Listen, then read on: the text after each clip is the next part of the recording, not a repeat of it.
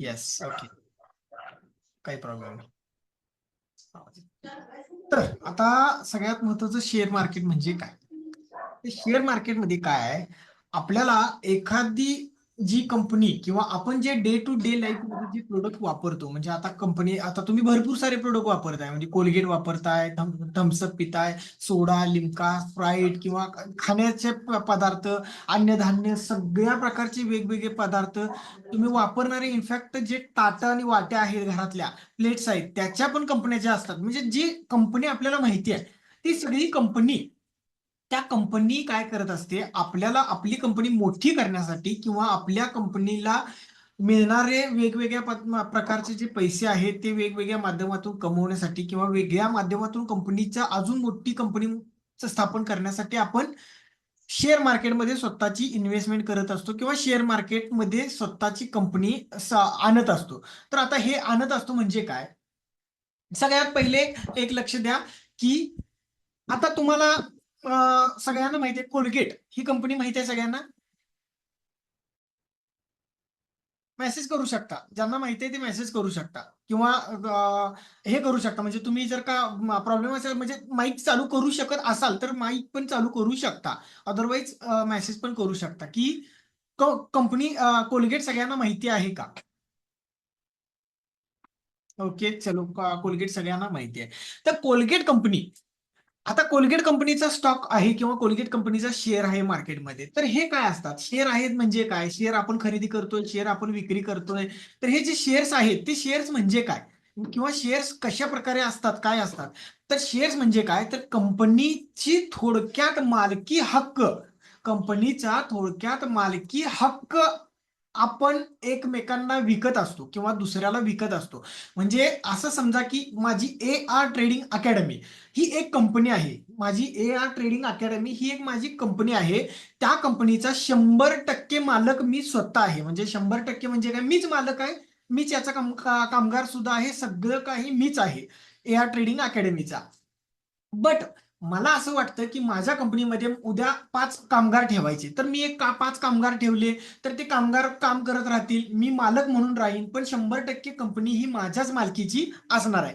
But आता मला काय करायचं, माझी जी कंपनी आहे ती, मला कंपनी महाराष्ट्र सोडून किंवा कोल्हापूरमध्ये माझी कंपनी आहे, कोल्हापूर सोडून मला कंपनी ती महाराष्ट्रात पूर्ण वेगवेगळ्या शहरात न्यायची आहे. म्हणजे सांगलीला न्यायची आहे, गुजरातला न्यायची आहे किंवा मुंबईला न्यायचे, पुण्याला न्यायचे, कराड, सातारा, सगळीकडे, म्हणजे चिपळूण, रत्नागिरी, अशा वेगवेगळ्या शहरातनी मला ती कंपनी माझी न्यायची आहे. तर मी काय करणार, मग त्या कंपनी तिथं गेल्यानंतर पण मला माझा सेटअप ओपन करायला पाहिजे किंवा कंपनी मोठी स्थापन करायला पाहिजे. तिथं पण कंपनीला, आता हे कंपनी माझी तिथं जाऊन मला चालू करायची म्हटल्यानंतर मला कॅपिटल पाहिजे, भांडवल पाहिजेच कंपल्सरी, तिथं जागा बघायला पाहिजे, त्या वेगवेगळ्या गोष्टी आल्या. पण या सगळ्यासाठी लागणार काय, तर मला कंपल्सरी लागणार आहे ते पैसे.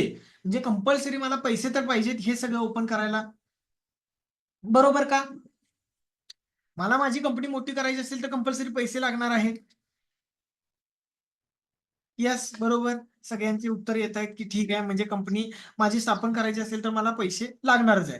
तर मला पैसे जर का लागणार असतील तर आता मी सगळ्यांना एक क्वेश्चन विचारतोय, जर का पॉसिबल असेल तर शक्यतो ह्याच्यावरती, म्हणजे माईक चालू करून थोडंसं उत्तर द्यायचा प्रयत्न करा. आपण नंतर जास्त प्रश्न विचारणार नाही, मेसेजवरती विचारणार. बट आता पॉसिबल असेल तर थोडंसं मेसेजवरती किंवा मेसेजवरती नाही, थोडंसं माईक ओपन करून तुम्ही बोलू शकता. तर असा प्रश्न आहे माझा की एक कंपनी स्थापन करण्यासाठी जो भांडवल लागतो, जो पैसा लागतो, तो कुठल्या कुठल्या माध्यमातून पैसा आपण गोळा करू शकतो, कोणी सांगू शकतं का.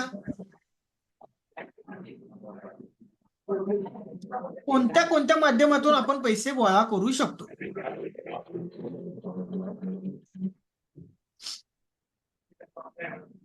उत्तर द्या प्लीज. तेजस सर, तुम्ही सांगा पहिले, आपण पैसे कुठल्या कुठल्या माध्यमातून गोळा करू शकतो. बँकेतून. 100% म्हणजे बँकेतून मी कर्ज घेणार, होय. पहिला म्हणजे मी कर्ज घेणार, बरोबर. आता बँकेत कर्ज घेतल्यानंतर आता दुसरं मला सांगा.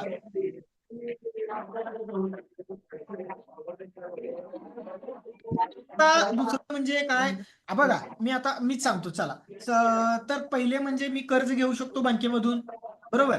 दुसरं म्हणजे माझ्याकडचे स्वतःकडचे मी नोकरी करून किंवा काहीतरी म्हणजे वेगवेगळ्या पद्धतीने मित्रांच्याकडून घेतलेले असे तसे माझ्या घरचे वगैरे सगळे पैसे आहेत, ते पैसे मी वापरतोय. म्हणजे वेगवेगळ्या गोष्टीतून मी माझे पैसे वापरतोय, भरपूर प्रमाणात मी पैसे गोळा करू शकतोय. कंपनी बँकेकडून कर्ज घेऊ शकतो, छोट्या छोट्या हे आहेत स्मॉल का त्यांच्याकडून कर्ज घेऊ शकतो, किंवा मी मित्रांच्याकडून माझ्या कर्ज डायरेक्ट घेऊ शकतो, एखाद्या कंपनीकडून कर्ज घेऊ शकतो. बट या सगळ्यामध्ये मला सांगा, जर का पैसे मी कोणाकडूनही घेतले तर ते पैसे मला रिटर्न करताना आहे तेवढेच पैसे रिटर्न करायला लागणार आहेत का त्याच्यावरती व्याज वगैरे द्यायला लागणार आहे? व्याज द्यायला लागणार. कंपल्सरी. हा. तो झाल्यानंतर जरा माईक बंद करा, कारण कंटिन्युअसली तुमचा बॅकग्राऊंडचा आवाज येतोय, कोणतरी बडबडतोय त्याचा. ज्यावेळी लागेल त्यावेळेस माईक ओपन करा, बोला आणि परत माईक लगेच बंद करा. सर तर वेगवेगळ्या पद्धतीने आपण जर का पैसे करतो तर त्याला इंटरेस्ट पण आपल्याला द्यायला लागणार आहे, म्हणजे त्याच्यावरती कर्ज कर्ज घेतल्यासारखंच आपण झालं. त्याला आपल्याला देताना परत म्हणजे हे पण द्यायला लागणार आहे की जास्तीत जास्त इंटरेस्ट पण ते लोक आपल्याकडून घेणार आहेत, म्हणजे त्यांनी पैसे पण आपल्याकडून जास्त घेणार आहेत. म्हणजे मी जर का 5 लाखाचं कर्ज घेतलं तर मी देताना त्यांना 5.5 लाख रुपये किंवा 6 लाख पण एवढं व्याजासहित द्यायला पाहिजे, म्हणजे माझं व्याज जाणार. बट शेअर मार्केट एक असा प्लॅटफॉर्म आहे, शेअर मार्केट म्हणजे एक असा एक वेगळा म्हणजे वे आहे ज्यामधून तुम्ही ज्यावेळी पैसे गोळा करताय लोकांच्याकडून, तर ते वेगवेगळ्या पद्धतीनं न करता शेअर मार्केटमध्ये तुम्ही स्वतःच्या कंपनीचा मालकी हक्क विकताय. काय म्हटलं नीट लक्ष द्या, स्वतःच्या कंपनीचा मालकी हक्क मी विकतोय किंवा घाणवत ठेवतोय. म्हणजे लोकांच्याकडे मी घाणवत तेवढी माझी जी कंपनीचा जो शेअर आहे किंवा कंपनीची मालकी हक्क आहे तो मी थोडक्यात घाणवत ठेवतोय. तर मी असं विचार केला की माझी कंपनी जी आहे ती 1 कोटी रुपयांची कंपनी आहे. माझी आता जी एआर ट्रेडिंग कंपनी आहे ती 1 कोटी रुपयांची कंपनी आहे असं समजा. तर मी 1 कोटी रुपयाची कंपनी आहे, बट मला आता कोल्हापूरमध्ये कंपनी आहे, मला आता चालू करायचं सांगलीमध्ये. तर सांगलीमध्ये ओपन करताना परत मला 1 कोटी रुपये पाहिजेत. आता माझी इथे कंपनी 1 कोटीची आहे, पण माझ्याकडे एवढी मोठी अमाऊंट नाहीये 1 कोटी रुपये. तर मी काय करणार, माझी जी कंपनी आहे 1 कोटीची, त्याचं मी असं ठरवणार की मी 60% म्हणजे 60% मालकी हक्क हा मी शेअर मार्केटमध्ये आणणार आहे. म्हणजे 60% मी 40% मालकी हक्क माझा मी विकणार आहे आणि 60% मालकी हक्क मी माझ्याकडे ठेवणार आहे. तर ज्या 40% मी मालकी हक्क लोकांच्यासाठी मी ओपन करणार आहे, तर तो 40%चा जो हक्क मी लोकांना ओपन करणार आहे तर तोच आहे तो आपला रेग्युलर स्टॉक. म्हणजे कोलगेटचा आपण विषय जसा काढला तर कोलगेट ह्या कंपनीने त्यांच्या 23% म्हणजे कंपनीचा मालकी हक्क हा मार्केटमध्ये उतरला. 23% मालकी हक्क त्यांनी विकला. तर विकला म्हणजे काय, तो एकाचा कोणाचा तरी 23% झाला का, तर नाही. तर त्यामध्ये काय होतं, आपण रेग्युलर मध्ये लोक जे आहोत ते आपण वेगवेगळ्या पद्धतीने लोक आज शेअर्स मी खरेदी करून ठेवले. तुम्ही लक्षात ठेवा, कुठल्याही कंपनीचा एक जरी शेअर खरेदी केला, एक शेअर खरेदी केला तरी लक्षात ठेवा तुम्ही त्या कंपनीचे मालकी हक्कदार आहे, म्हणजे त्या मालकी हक्क हा तुमच्याकडे आहे. मग त्या कंपनीचा तुम्ही प्रत्येक एक ANMच्या मीटिंगमध्ये जाऊ शकता, तुम्ही अॅन्युअल मीटिंगमध्ये जाऊ शकता, त्यांच्या प्रॉफिट अँड लॉस कधी पण चेक करू शकता. सगळ्या वेगवेगळ्या कंपनी वेगवेगळ्या पद्धतीने त्या कंपनीमध्ये कधीही जाऊ शकता, कारण तुमच्याकडे त्या कंपनीचा मालकी हक्क आहे. तर हे आहे स्टॉक मार्केट. म्हणजे यालाच आपण स्टॉक मार्केट म्हणतो की कंपनीचा मालकी हक्क विकणे म्हणजे स्टॉक मार्केटमध्ये आपल्या कंपनीचे शेअर्स ओपन करणे. तर त्यामध्ये आपण रेग्युलर ट्रेडिंग करतो. मग ट्रेडिंग म्हणजे काय, मी आज शेअर्स घेतले तर मला एक शेअर 100 रुपयाला मिळतोय, मी 100 रुपयाला घेतला, तो शेअर 500 रुपयाला गेला, मी विकून टाकला, म्हणजे माझ्याकडचे मालकी हक्क विकून टाकले. माझ्याकडचा मालकी हक्क विकून टाकला तर तो 500 रुपयाला दुसरा कोणतरी घेईल, त्याने घेतला तर त्याच्याकडे तो मालकी हक्क गेला, पण मी माझ्याकडचा मालकी हक्क त्या शेअरचा किंवा त्या कंपनीचा विकून टाकलेला आहे. याला आपण शेअर मार्केट असं म्हणतो. लक्षात आलं का सगळ्यांच्या? आता बोलू शकता, जरा मेसेज करा किंवा ओपन करून बोलू शकता. शेअर मार्केट म्हणजे काय हे लक्षात आलं का? सुशांत सर बोला. सर आलं ना? आलं. ओके. हो तेजस हो तेजस सर, स्वाती मॅडम, हो हो आलं ना लक्षात? हो हो ओके, ठीक आहे. चलो माईक बंद करा. तर आता हे ओके, सगळ्यांच्या लक्षात आलं शेअर मार्केट म्हणजे काय हे तरी तुमच्या लक्षात आलेलं आहे. तर आता थोडंसं आपण पुढे जाऊया. तर आता बघा वेगवेगळ्या पद्धतीतून तुम्ही इथेपर्यंत पोहोचला. आता तुम्ही ऍडव्हर्टाईज मधून आला किंवा कशातून म्हणजे वेगवेगळ्या पद्धतीतून तुम्हाला एकमेकाच्या माहितीप्रमाणे आलं. सगळ्यांना शेअर मार्केट का करायचंय? आता सगळ्यात पहिले तुम्हाला शेअर मार्केट का करायचंय हा प्रश्न पहिला सुरुवातीला स्वतःला विचारा. मला शेअर मार्केट का करायचं आहे? मला जर का असं वाटतंय की रात्रीत मला आज उद्या म्हणजे आज मी आज शेअर मार्केट शिकणार, ज्या दिवशी मी शेअर मार्केट शिकणार त्याच्या दुसऱ्या दिवशी मी रात्रीत अंबानी झालं पाहिजे, अदानी झालं पाहिजे, देशातला सगळ्यात मोठा करोडपती झालं पाहिजे, आज मला 5,000 मिळत आहेत, उद्या 25,000 मिळवणार किंवा आठवड्यात मी 25 मिळवणार, एका महिन्यात मी 50 करणार, असं जर का तुमच्याकडे विचार असतील, कुठेतरी बघितलं असेल की मी हे असं असं असं करणार आहे, तर ते पूर्णपणे चुकीचं आहे. असं माइंडसेट जर का तुम्ही शेअर मार्केटमध्ये घेऊन उतरताय तर कधीही शेअर मार्केटमध्ये सक्सेसफुल होत नाही.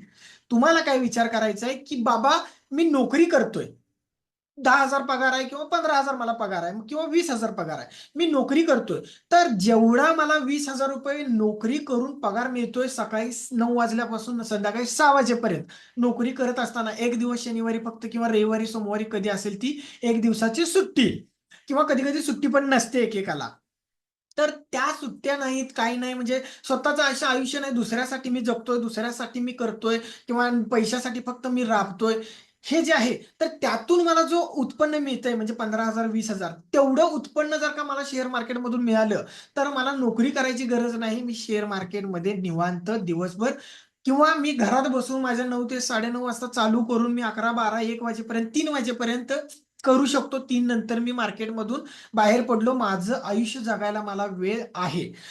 असा जर का तुम्ही विचार करत असाल तर तुम्ही शेअर मार्केटमध्ये सक्सेसफुल होऊ शकताय. बट मला आज 50 या महिन्यात मी 50 मिळवणार, पुढच्या महिन्यात मी 1 लाख मिळवतो, त्याच्या पुढच्या महिन्यात मी 5 लाख मिळवणार, 6 महिन्यात म्हणजे मी करोडपती होणार, असा जर का विचार केला तर कधीही शेअर मार्केटमध्ये कोणीही सिंगल पर्सन आजपर्यंत सक्सेसफुल झालेला नाही. हे लक्षात ठेवायचं आहे. तर यामध्ये आता तुम्हाला काय मिळणार आहे, तर हे शेअर मार्केट म्हणजे काय आता ते तुम्हाला लक्षात आलं. तर NSE BSE काय असतात, हे आहेत एक स्टॉक ब्रोकर किंवा स्टॉक एक्सचेंज बोर्ड. तर हे बोर्ड आहेत जे बोर्ड स्टॉक मार्केट वरती पूर्णपणे लक्ष ठेवून असतात किंवा यांच्या थ्रूच आपण ट्रेडिंग करू शकतो किंवा स्टॉक बाय करू शकतो. हे आहे इंडेक्स. इंडेक्स म्हणजे काय, तर स्टॉक मार्केटमध्ये एवढ्या सगळ्या स्टॉकवरती डेली लोक नजर ठेवू शकत नाहीत किंवा मार्केट वाढतंय कमी होतंय बघू शकत नाहीत, म्हणून इंडेक्स तयार केलेले आहेत. त्यामध्ये निफ्टी आहे, बँक निफ्टी आहे, वेगवेगळ्या पद्धतीचे इंडेक्स तयार केलेले आहेत.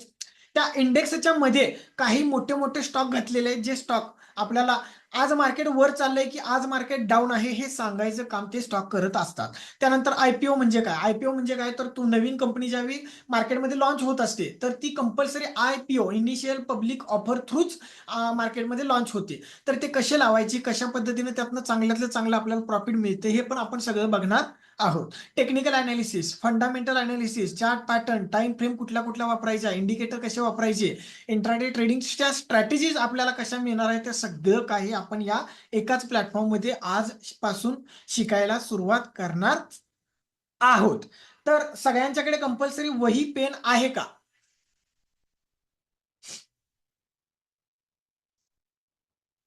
वही आणि पेन सगळ्यांच्याकडे आहे का? ते मी अगोदरच सांगितलेलं आहे की कंपल्सरी पाहिजे. ओके ठीक आहे, सगळ्यांच्याकडे आहे, सगळ्यांचे मेसेज येत आहेत. तर आता त्या वहीमध्ये वरती लिहून घ्या शेअर मार्केट असं हेडिंग द्या, म्हणजे पहिल्या पेजवरती शेअर मार्केट.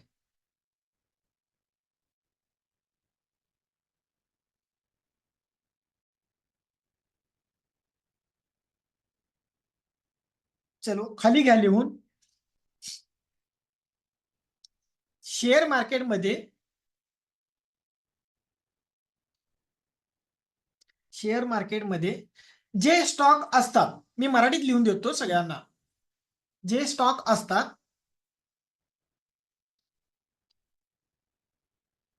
ते स्टॉक म्हणजे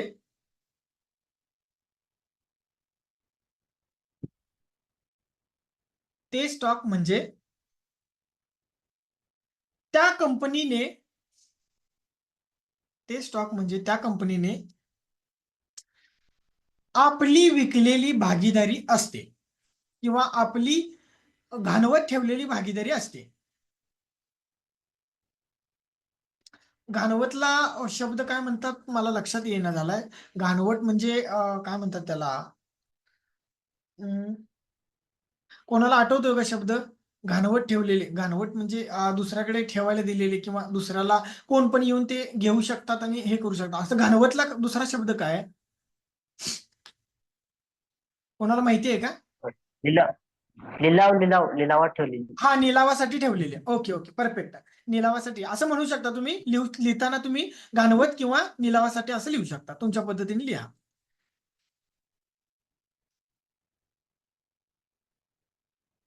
घाणवत ठेवलेले, घाणवत ठेवलेला मालकी हक्क असतो असं.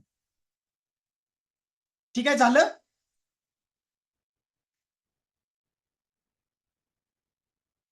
चल. तर त्याच्या खाली लिहा NSE. त्याच्या खाली नेक्स्ट ओळीला लिहा NSE. इथे दिलेला आहे बघा शॉर्ट फॉर्म NSE. तो शॉर्ट फॉर्म लिहा NSE.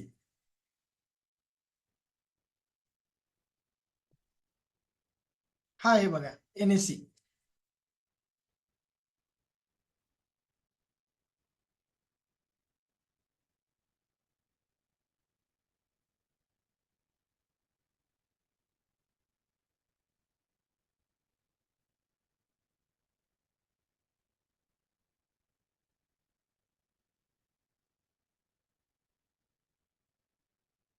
झालं.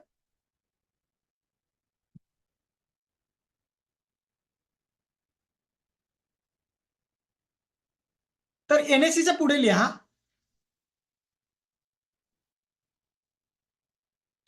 NSEच्या पुढे लिहा नॅशनल स्टॉक्स एक्सचेंज.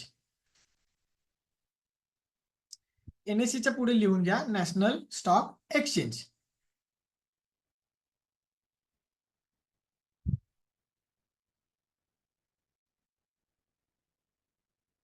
NSEच्या पुढे लिहा नॅशनल स्टॉक्स एक्सचेंज.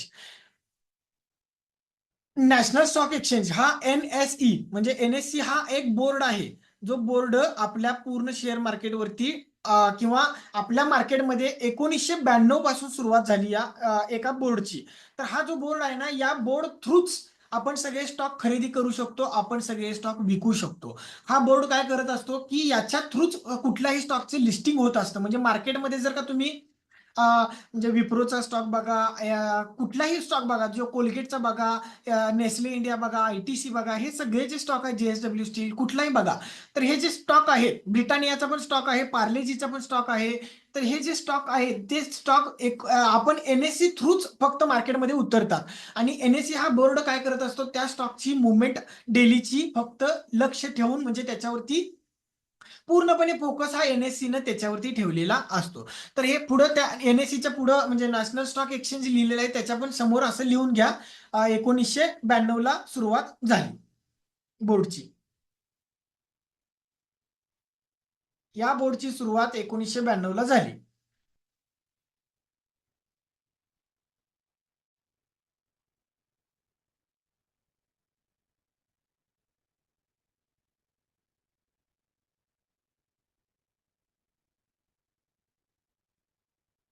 NSE ची सुरुवात 1992 ला झाली. तर आता NSE आणि अजून एक आहे BSE. आता हे दोन आहेत ते ब्रोकर आहेत किंवा हे दोन आहेत ते बोर्ड आहेत, एक्सचेंज बोर्ड आहेत. म्हणजे यांच्या थ्रूच आपण स्टॉक खरेदी करू शकतो, स्टॉक्स विकू शकतो. बट हे दोनच आहेत ज्यांच्या थ्रू आपण स्टॉक खरेदी आणि विक्री करू शकतो. दुसरा आहे बॉम्बे स्टॉक एक्सचेंज, जो 1875 साली, सॉरी 1875 साली मार्केटमध्ये आलेला आहे.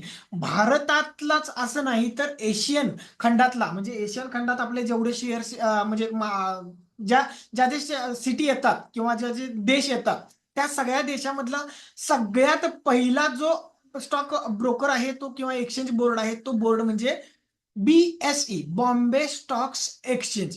खाली लिहून घ्या BSE, त्याच्या पुढे डॅश करा बॉम्बे स्टॉक्स एक्सचेंज असं लिहून घ्या.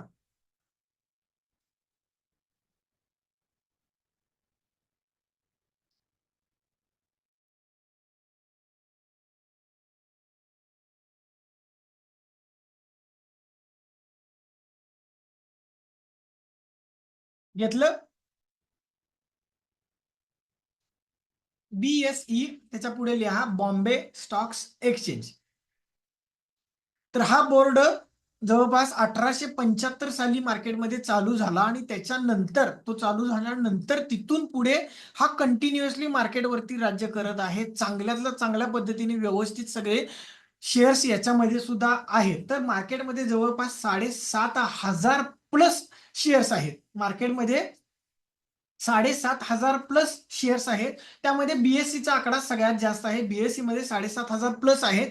तर एनएससी मध्ये साधारणपणे 7,000 प्लस शेअर्स आहेत, जे एनएससी मध्ये फक्त ट्रेड करतात. बीएससी मध्ये आणि एनएससी आणि बीएससी दोन्हीमध्ये. बट फक्त बीएससी मध्ये आहेत, एनएससी मध्ये स्टॉक नाहीत. असे स्टॉक पण भरपूर आहेत. जवळजवळ 500 किंवा 600 प्लस स्टॉक्स असे आहेत जे एनएससी मध्ये नाहीत पण तुम्हाला बीएससी मध्ये बघायला मिळतात. म्हणजे बीएससी हा एक मोठा प्लॅटफॉर्म आहे एनएससी पेक्षा. बट आपल्याला नेहमी ट्रेड करताना एनएसई या स्टॉक ब्रोकरकडेच ट्रेड करायचं आहे किंवा त्याच्यावरतीच आपल्याला स्टॉक्स बाय करायचे आहेत, सेल करायचे आहेत. तर ते कसं करायचं, काय करायचं हे आपण बघणारच आहे. तर हे लक्षात आलं का सगळ्यांच्या?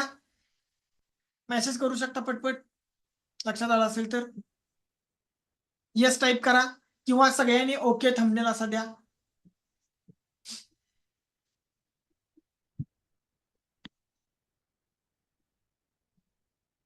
ओके ठीक आहे, चलो आलं सगळ्यांचं. तर हे लक्षात सगळ्यांच्या आलेलं आहे की म्हणजे एनएससी आणि बीएससी काय असतं. त्याच्यानंतर आता आपण थोडंसं पुढे जाऊया. पुढे गेल्यानंतर तुम्हाला लक्षात येईल बुल वर्सेस बियर. शेअर मार्केटमध्ये बुल आणि बियर हे कधी ऐकलंय का तुम्ही कोणी? शेअर मार्केटमध्ये एक बुल असतो, एक बियर असतो. कधी कोणी ऐकलंय का? हो सर, ऐकलंय मी. ऐकले ना? बुल आणि बियर. बुल म्हणजे काय तर मार्केटला वरती घेऊन जाणारा आणि बियर म्हणजे काय मार्केटला डाऊन घेऊन येणारा किंवा खाली घेऊन येणारा. तर या दोघांची जी फाईट असते ही फाईटच मार्केटमध्ये डेली रोजच्या रोज चालू असते. म्हणजे बुल म्हणत असतो की मी तुला शिंगावर घेणार आणि वरती फेकणार.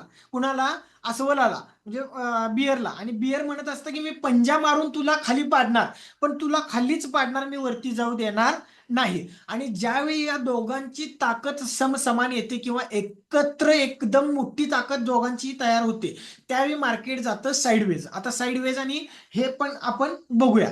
तर मार्केट अप म्हणजे काय?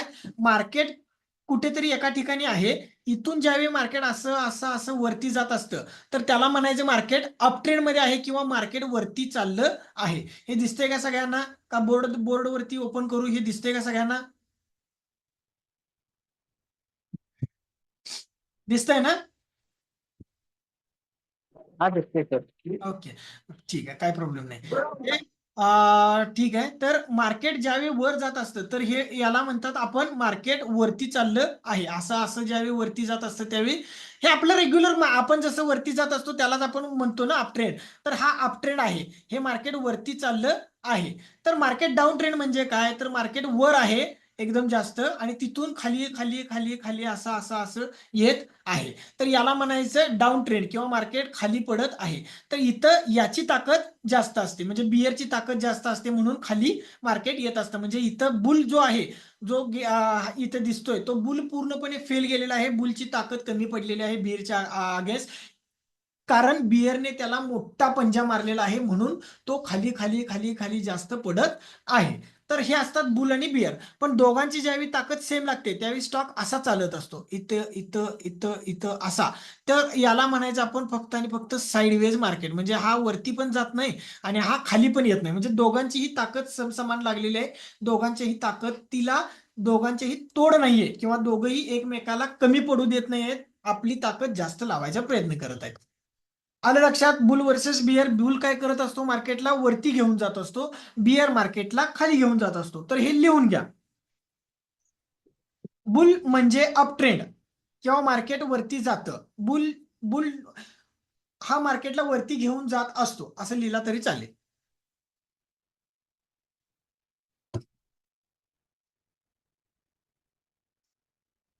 बुल हा मार्केटला वरती घेऊन जात असतो.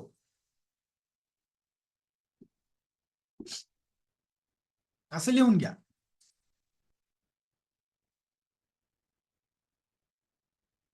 बुल हा मार्केटला वरती घेऊन जात असतो.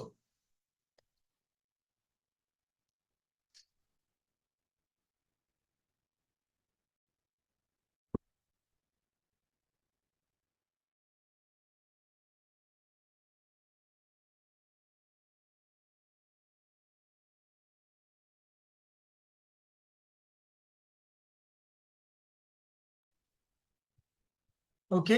बुल हा मार्केटला वरती घेऊन जातो असतो, तर बियर हा मार्केटला खाली घेऊन येत असतो. तर बियरचे स्पेलिंग इथे आहे. बियर हा मार्केटला खाली घेऊन येत असतो. या दोघांची ताकद समान येते किंवा दोघांची ताकद समान लागते, तेव्हा मार्केट पूर्णपणे एकाच ठिकाणी थांबते. असं लिहून घ्या. या दोघांची ताकद जेव्हा समान लागते,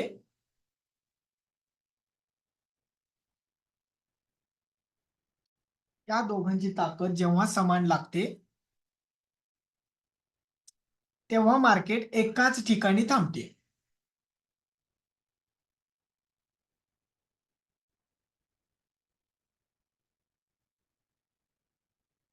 ओके, आलं लक्षात?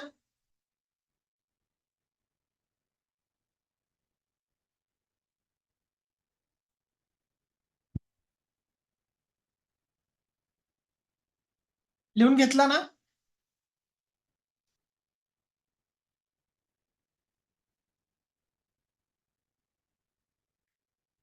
लिहून घेतला का सगळ्यांनी, का परत एकदा सांगू? Yes sir. काय झालं, लिहून घेतलं ना? परत परत सांगायला पाहिजे. Yes sir. Yes sir. Okay, ठीक आहे. तर आता म्हणजे ते इथपर्यंत तुम्हाला सगळ्यांना लक्षात आलेलं आहे. तर आता तुम्हाला इंडेक्स म्हणजे काय, इंडेक्स म्हणजे काय, तर या इंडेक्स मध्ये काय असतात, इंडेक्स आपल्याला खूप सारे आता मार्केटमध्ये इंडेक्स ओपन केलेले आहेत. याच्या अगोदर मार्केटमध्ये इंडेक्स होते तीनच, म्हणजे हे मेन इंडेक्स होते तीन.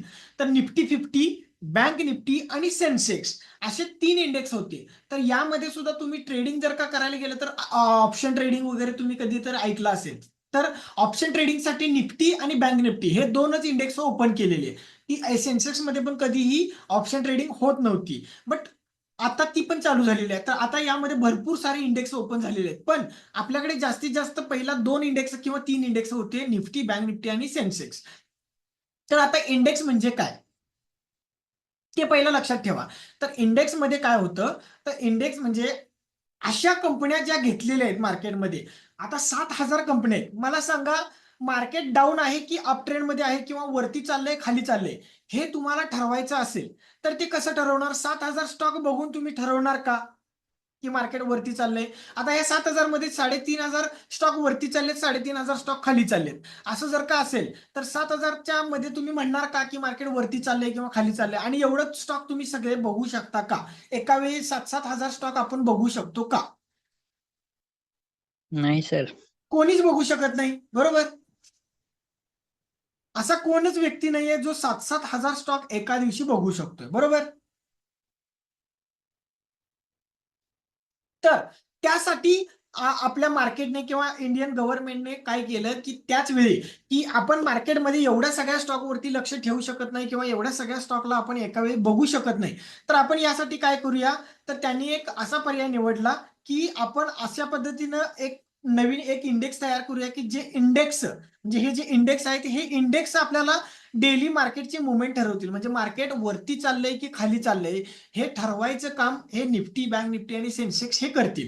म्हणजे यांच्याकडून आपण जास्तीत जास्त वरती जाणार आहे की खाली जाणार आहे हे समजणार आहे. तर हे जे आपल्याला करायचे आहेत, तर हे इंडेक्स जे आहेत ते पण आता निफ्टी हा इंडेक्स जो आहे तो निफ्टी हा इंडेक्स 50 स्टॉक्स म्हणजे मार्केटमधले असे जे मोठे मोठे स्टॉक्स आहेत ज्यांच्यामध्ये डेली 4%, 5%, 10%ची मुवमेंट होते. म्हणजे डेलीचे स्टॉक जे आहेत ते खूप चांगल्या पद्धतीने एकदम वर्क करतात, खूप चांगल्या पद्धतीने एकदम मुवमेंट करतात. असे काही स्टॉक्स त्यांनी घेतले मार्केटमध्ये आणि त्या स्टॉकवरती म्हणजे तेच स्टॉक घेऊन त्या स्टॉकवरतीच त्यांनी काय केलं की याचा एक इंडेक्स तयार केला, जो इंडेक्स आपल्याला आता निफ्टी, बँक निफ्टी आणि ह्या पद्धतीने बघायला मिळत आहे. तर निफ्टीमध्ये 50 वेगवेगळ्या प्रकारचे स्टॉक्स आहेत, जे स्टॉक आपल्याला डेली बघायला मिळतात, ज्यांची मुवमेंट आपल्याला डेली बघायला मिळते. तर हे 50 स्टॉक जे आहेत ते 50 स्टॉकच आपल्याला निफ्टी म्हणजे मार्केटची मुवमेंट ठरवत असतात, किंवा मार्केट वर चाललंय खाली चाललंय हे सांगायचे काम करत असतात. तर याच 50 स्टॉकवरती आपण जास्तीत जास्त फोकस करत असतो. म्हणजे याच्यावरती आपलं ठरतं की मार्केट वरती चाललंय की खाली चाललंय.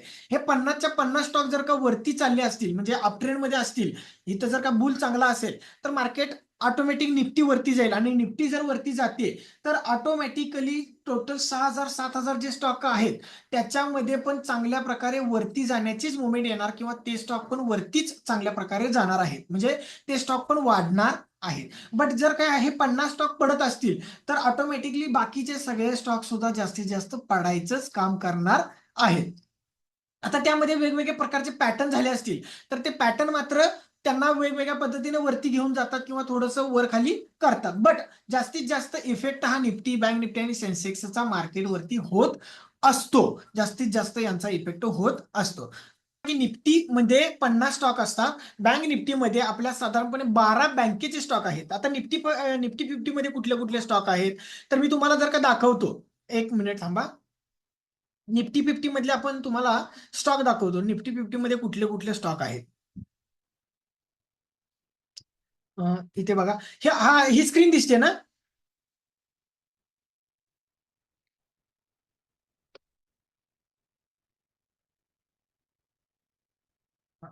ठीक आहे.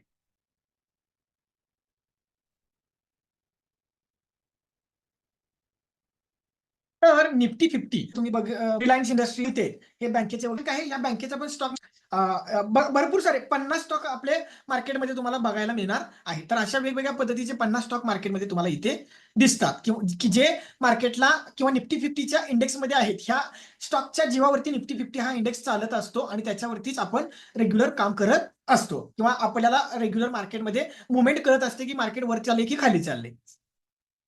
नाही दिसली का स्क्रीन कोणालाच? दिसली ना? ठीक आहे. ओके. तर आता हे इंडेक्स आहेत, हेच इंडेक्स आपल्याला रेग्युलर मार्केटमध्ये बघायला मिळणार आहेत डेली.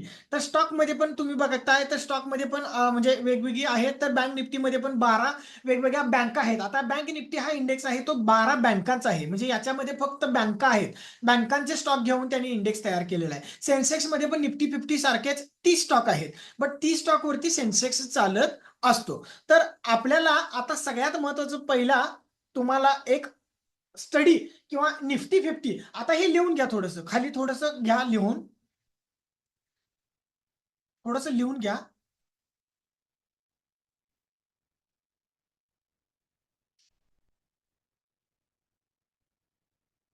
लिहून घ्या लिहून.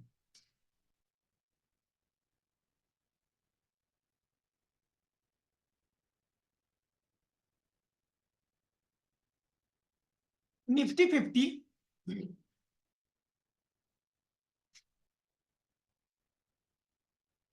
निफ्टी 50 असंच लिहून घ्या. निफ्टी आणि त्याच्या पुढं 50. स्वल्पविराम करा बँक निफ्टी, त्याच्या पुढे स्वल्पविराम करा सेन्सेक्स.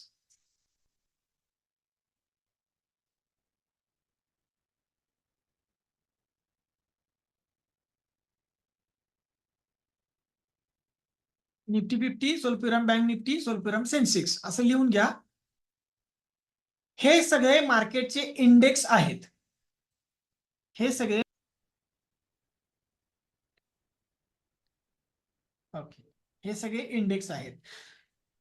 निफ्टी 50 मध्ये 50 स्टॉक्स असतात.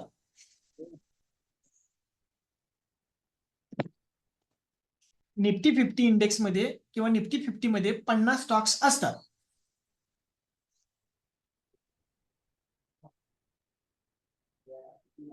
त्याच्या खाली बँक निफ्टी मध्ये 12 स्टॉक्स असतात.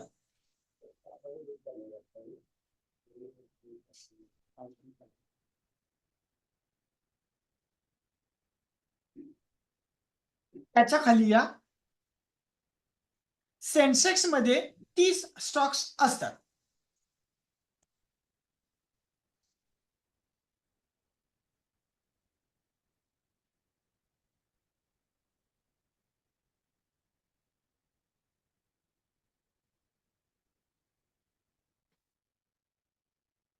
सेन्सेक्स मध्ये 30 स्टॉक्स असतात. झालं लिहून?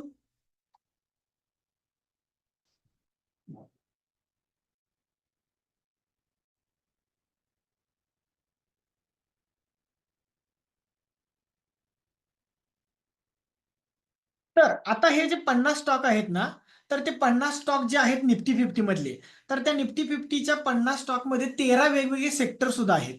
सेक्टर म्हणजे काय?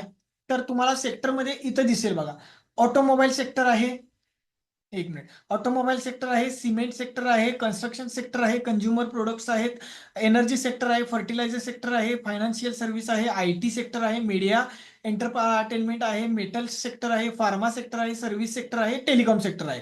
असे वेगवेगळ्या प्रकारचे 13 सेक्टर्स आहेत जे निफ्टी 50 मध्ये काम करतात, जे निफ्टी 50ला वरती म्हणजे या सेक्टर मधले वेगवेगळे स्टॉक्स आपल्याकडे आहेत. तर आता ऑटोमोबाईल सेक्टर जर का तुम्ही बघताय, तर ऑटोमोबाईल सेक्टर म्हणजे काय? गाड्या विक्रीवाल्या कंपन्या किंवा गाड्यांची कंपन्या.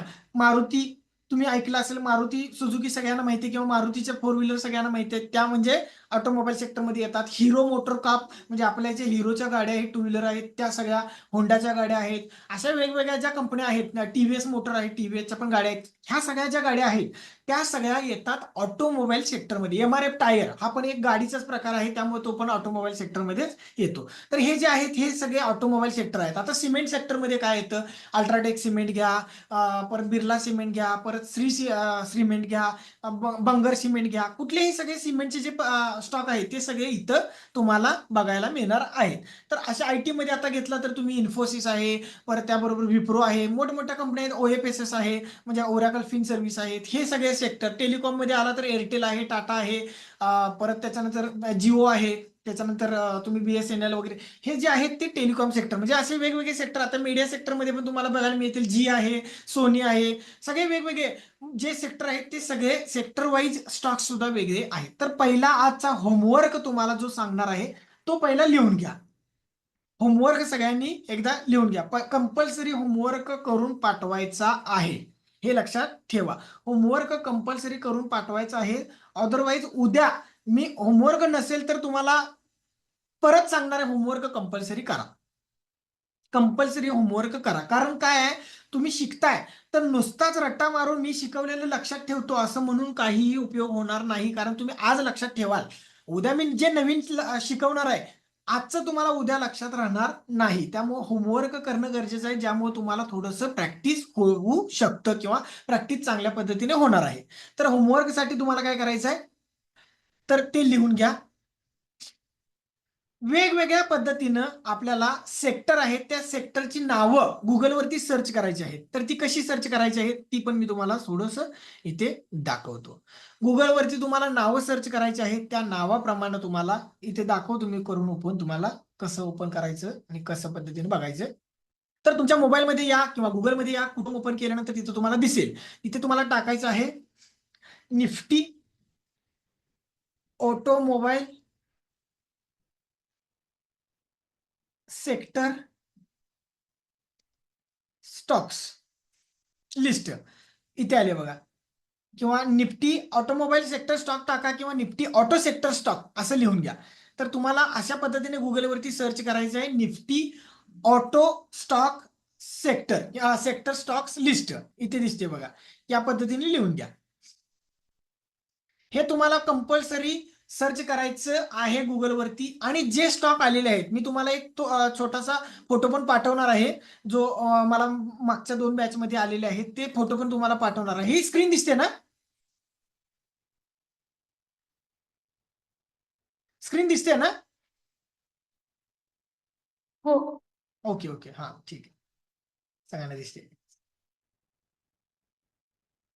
तर इथे तुम्हाला या पद्धतीने निफ्टी ऑटो सेक्टरची लिस्ट जी आहे ती कंपल्सरी तयार करायची आहे. निफ्टी ऑटो सेक्टर अशी हीच नाही तर 13 सेक्टर आहे. 13च्या 13 सेक्टर तुम्हाला प्रत्येक वेळी इथे येऊन ऑटोच्या ऐवजी आता इथं तुम्हाला टाकायचं आहे आयटी.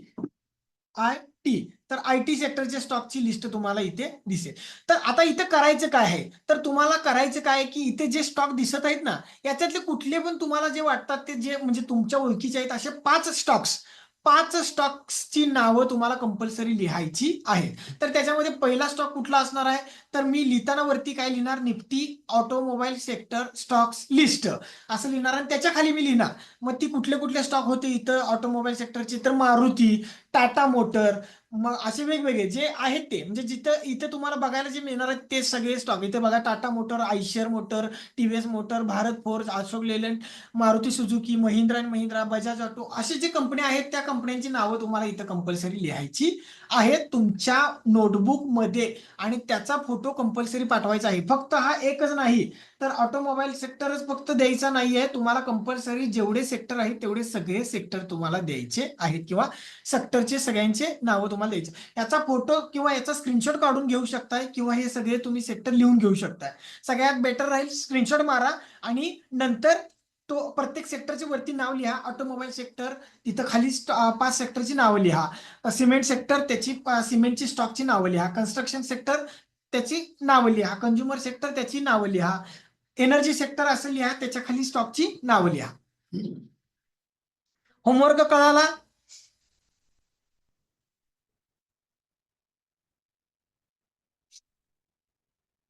होमवर्क कळाला? हो सर.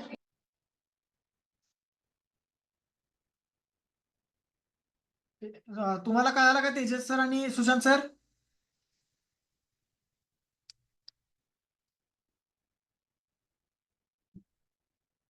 सुशांत सर लक्षात आलंय का? आपण आहात ना ऑनलाईन?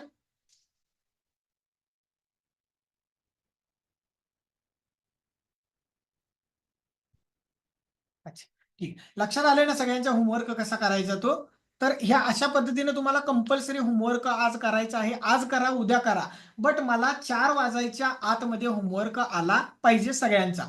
उद्या संध्याकाळी 4च्या आत आलाच पाहिजे. आज जरी करून तुम्ही दिला तरी मला काही प्रॉब्लेम नाही. रात्री 10 वाजेपर्यंत करा, 11 वाजेपर्यंत करा आणि पाठवा, फोटो पाठवा. तुम्ही जर का 11 वाजता रात्री बसून केला आणि मला जरी फोटो पाठवला तरी मी तो सकाळी मला जेव्हा वेळ मिळेल त्यावेळी मी बघेन. रात्री जर का वेळ असेल तर रात्री मी बघेन आणि तुम्हाला 100% मी त्याला रिप्लाय देणार की ओके आहे किंवा चुकलं आहे. चुकलं असेल तर मी त्याला रिप्लाय देतो चुकीचं आहे. ओके असेल तर मी फक्त थंबनेल करेन ओके आहे, काही प्रॉब्लेम नाही. तर या पद्धतीने तुम्हाला होमवर्क हा कंपल्सरी करायचा आहे, हे लक्षात ठेवा आणि ह्याच्या पद्धतीने होमवर्क कंपल्सरी करायचाच आहे. तर तुम्हाला सगळ्यांना होमवर्क लक्षात आलाय ना? पुढे जाऊया आपण. होमवर्क लक्षात आला असेल तर पुढे जाऊया का आपण?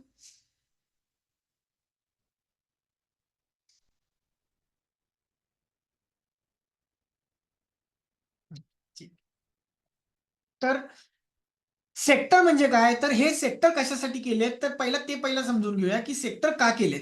तर ऑटोमोबाईल सेक्टर म्हणजे आता कसं आहे, ऑटोमोबाईलची जेवढ्या कंपन्या आहेत आता आपण जेवढ्या बघितल्या भरपूर साऱ्या कंपन्या आहेत ऑटोमोबाईलच्या. टाटा मोटर आहे, टाटा पॉवर आहे, म्हणजे MRF आहे, आयशर मोटर आहे, परत आता कितीतरी मोठमोठ्या कंपन्या आपण आता बघितल्या ऑटोमोबाईल सेक्टरच्या. तर त्या सगळ्या सेक्टरला किंवा सगळ्या स्टॉकला तुम्ही एका वेळी बघत बसू शकत नाही, म्हणून ऑटोमोबाईल सेक्टर तयार केला. म्हणजे त्या सगळ्या स्टॉकचा एक ग्रुप तयार केला. सेक्टर म्हणजे काय तर ग्रुप. तर त्या सगळ्या स्टॉकचा एक ग्रुप तयार केला की हा ग्रुप म्हणजे काय, ऑटोमोबाईल सेक्टर.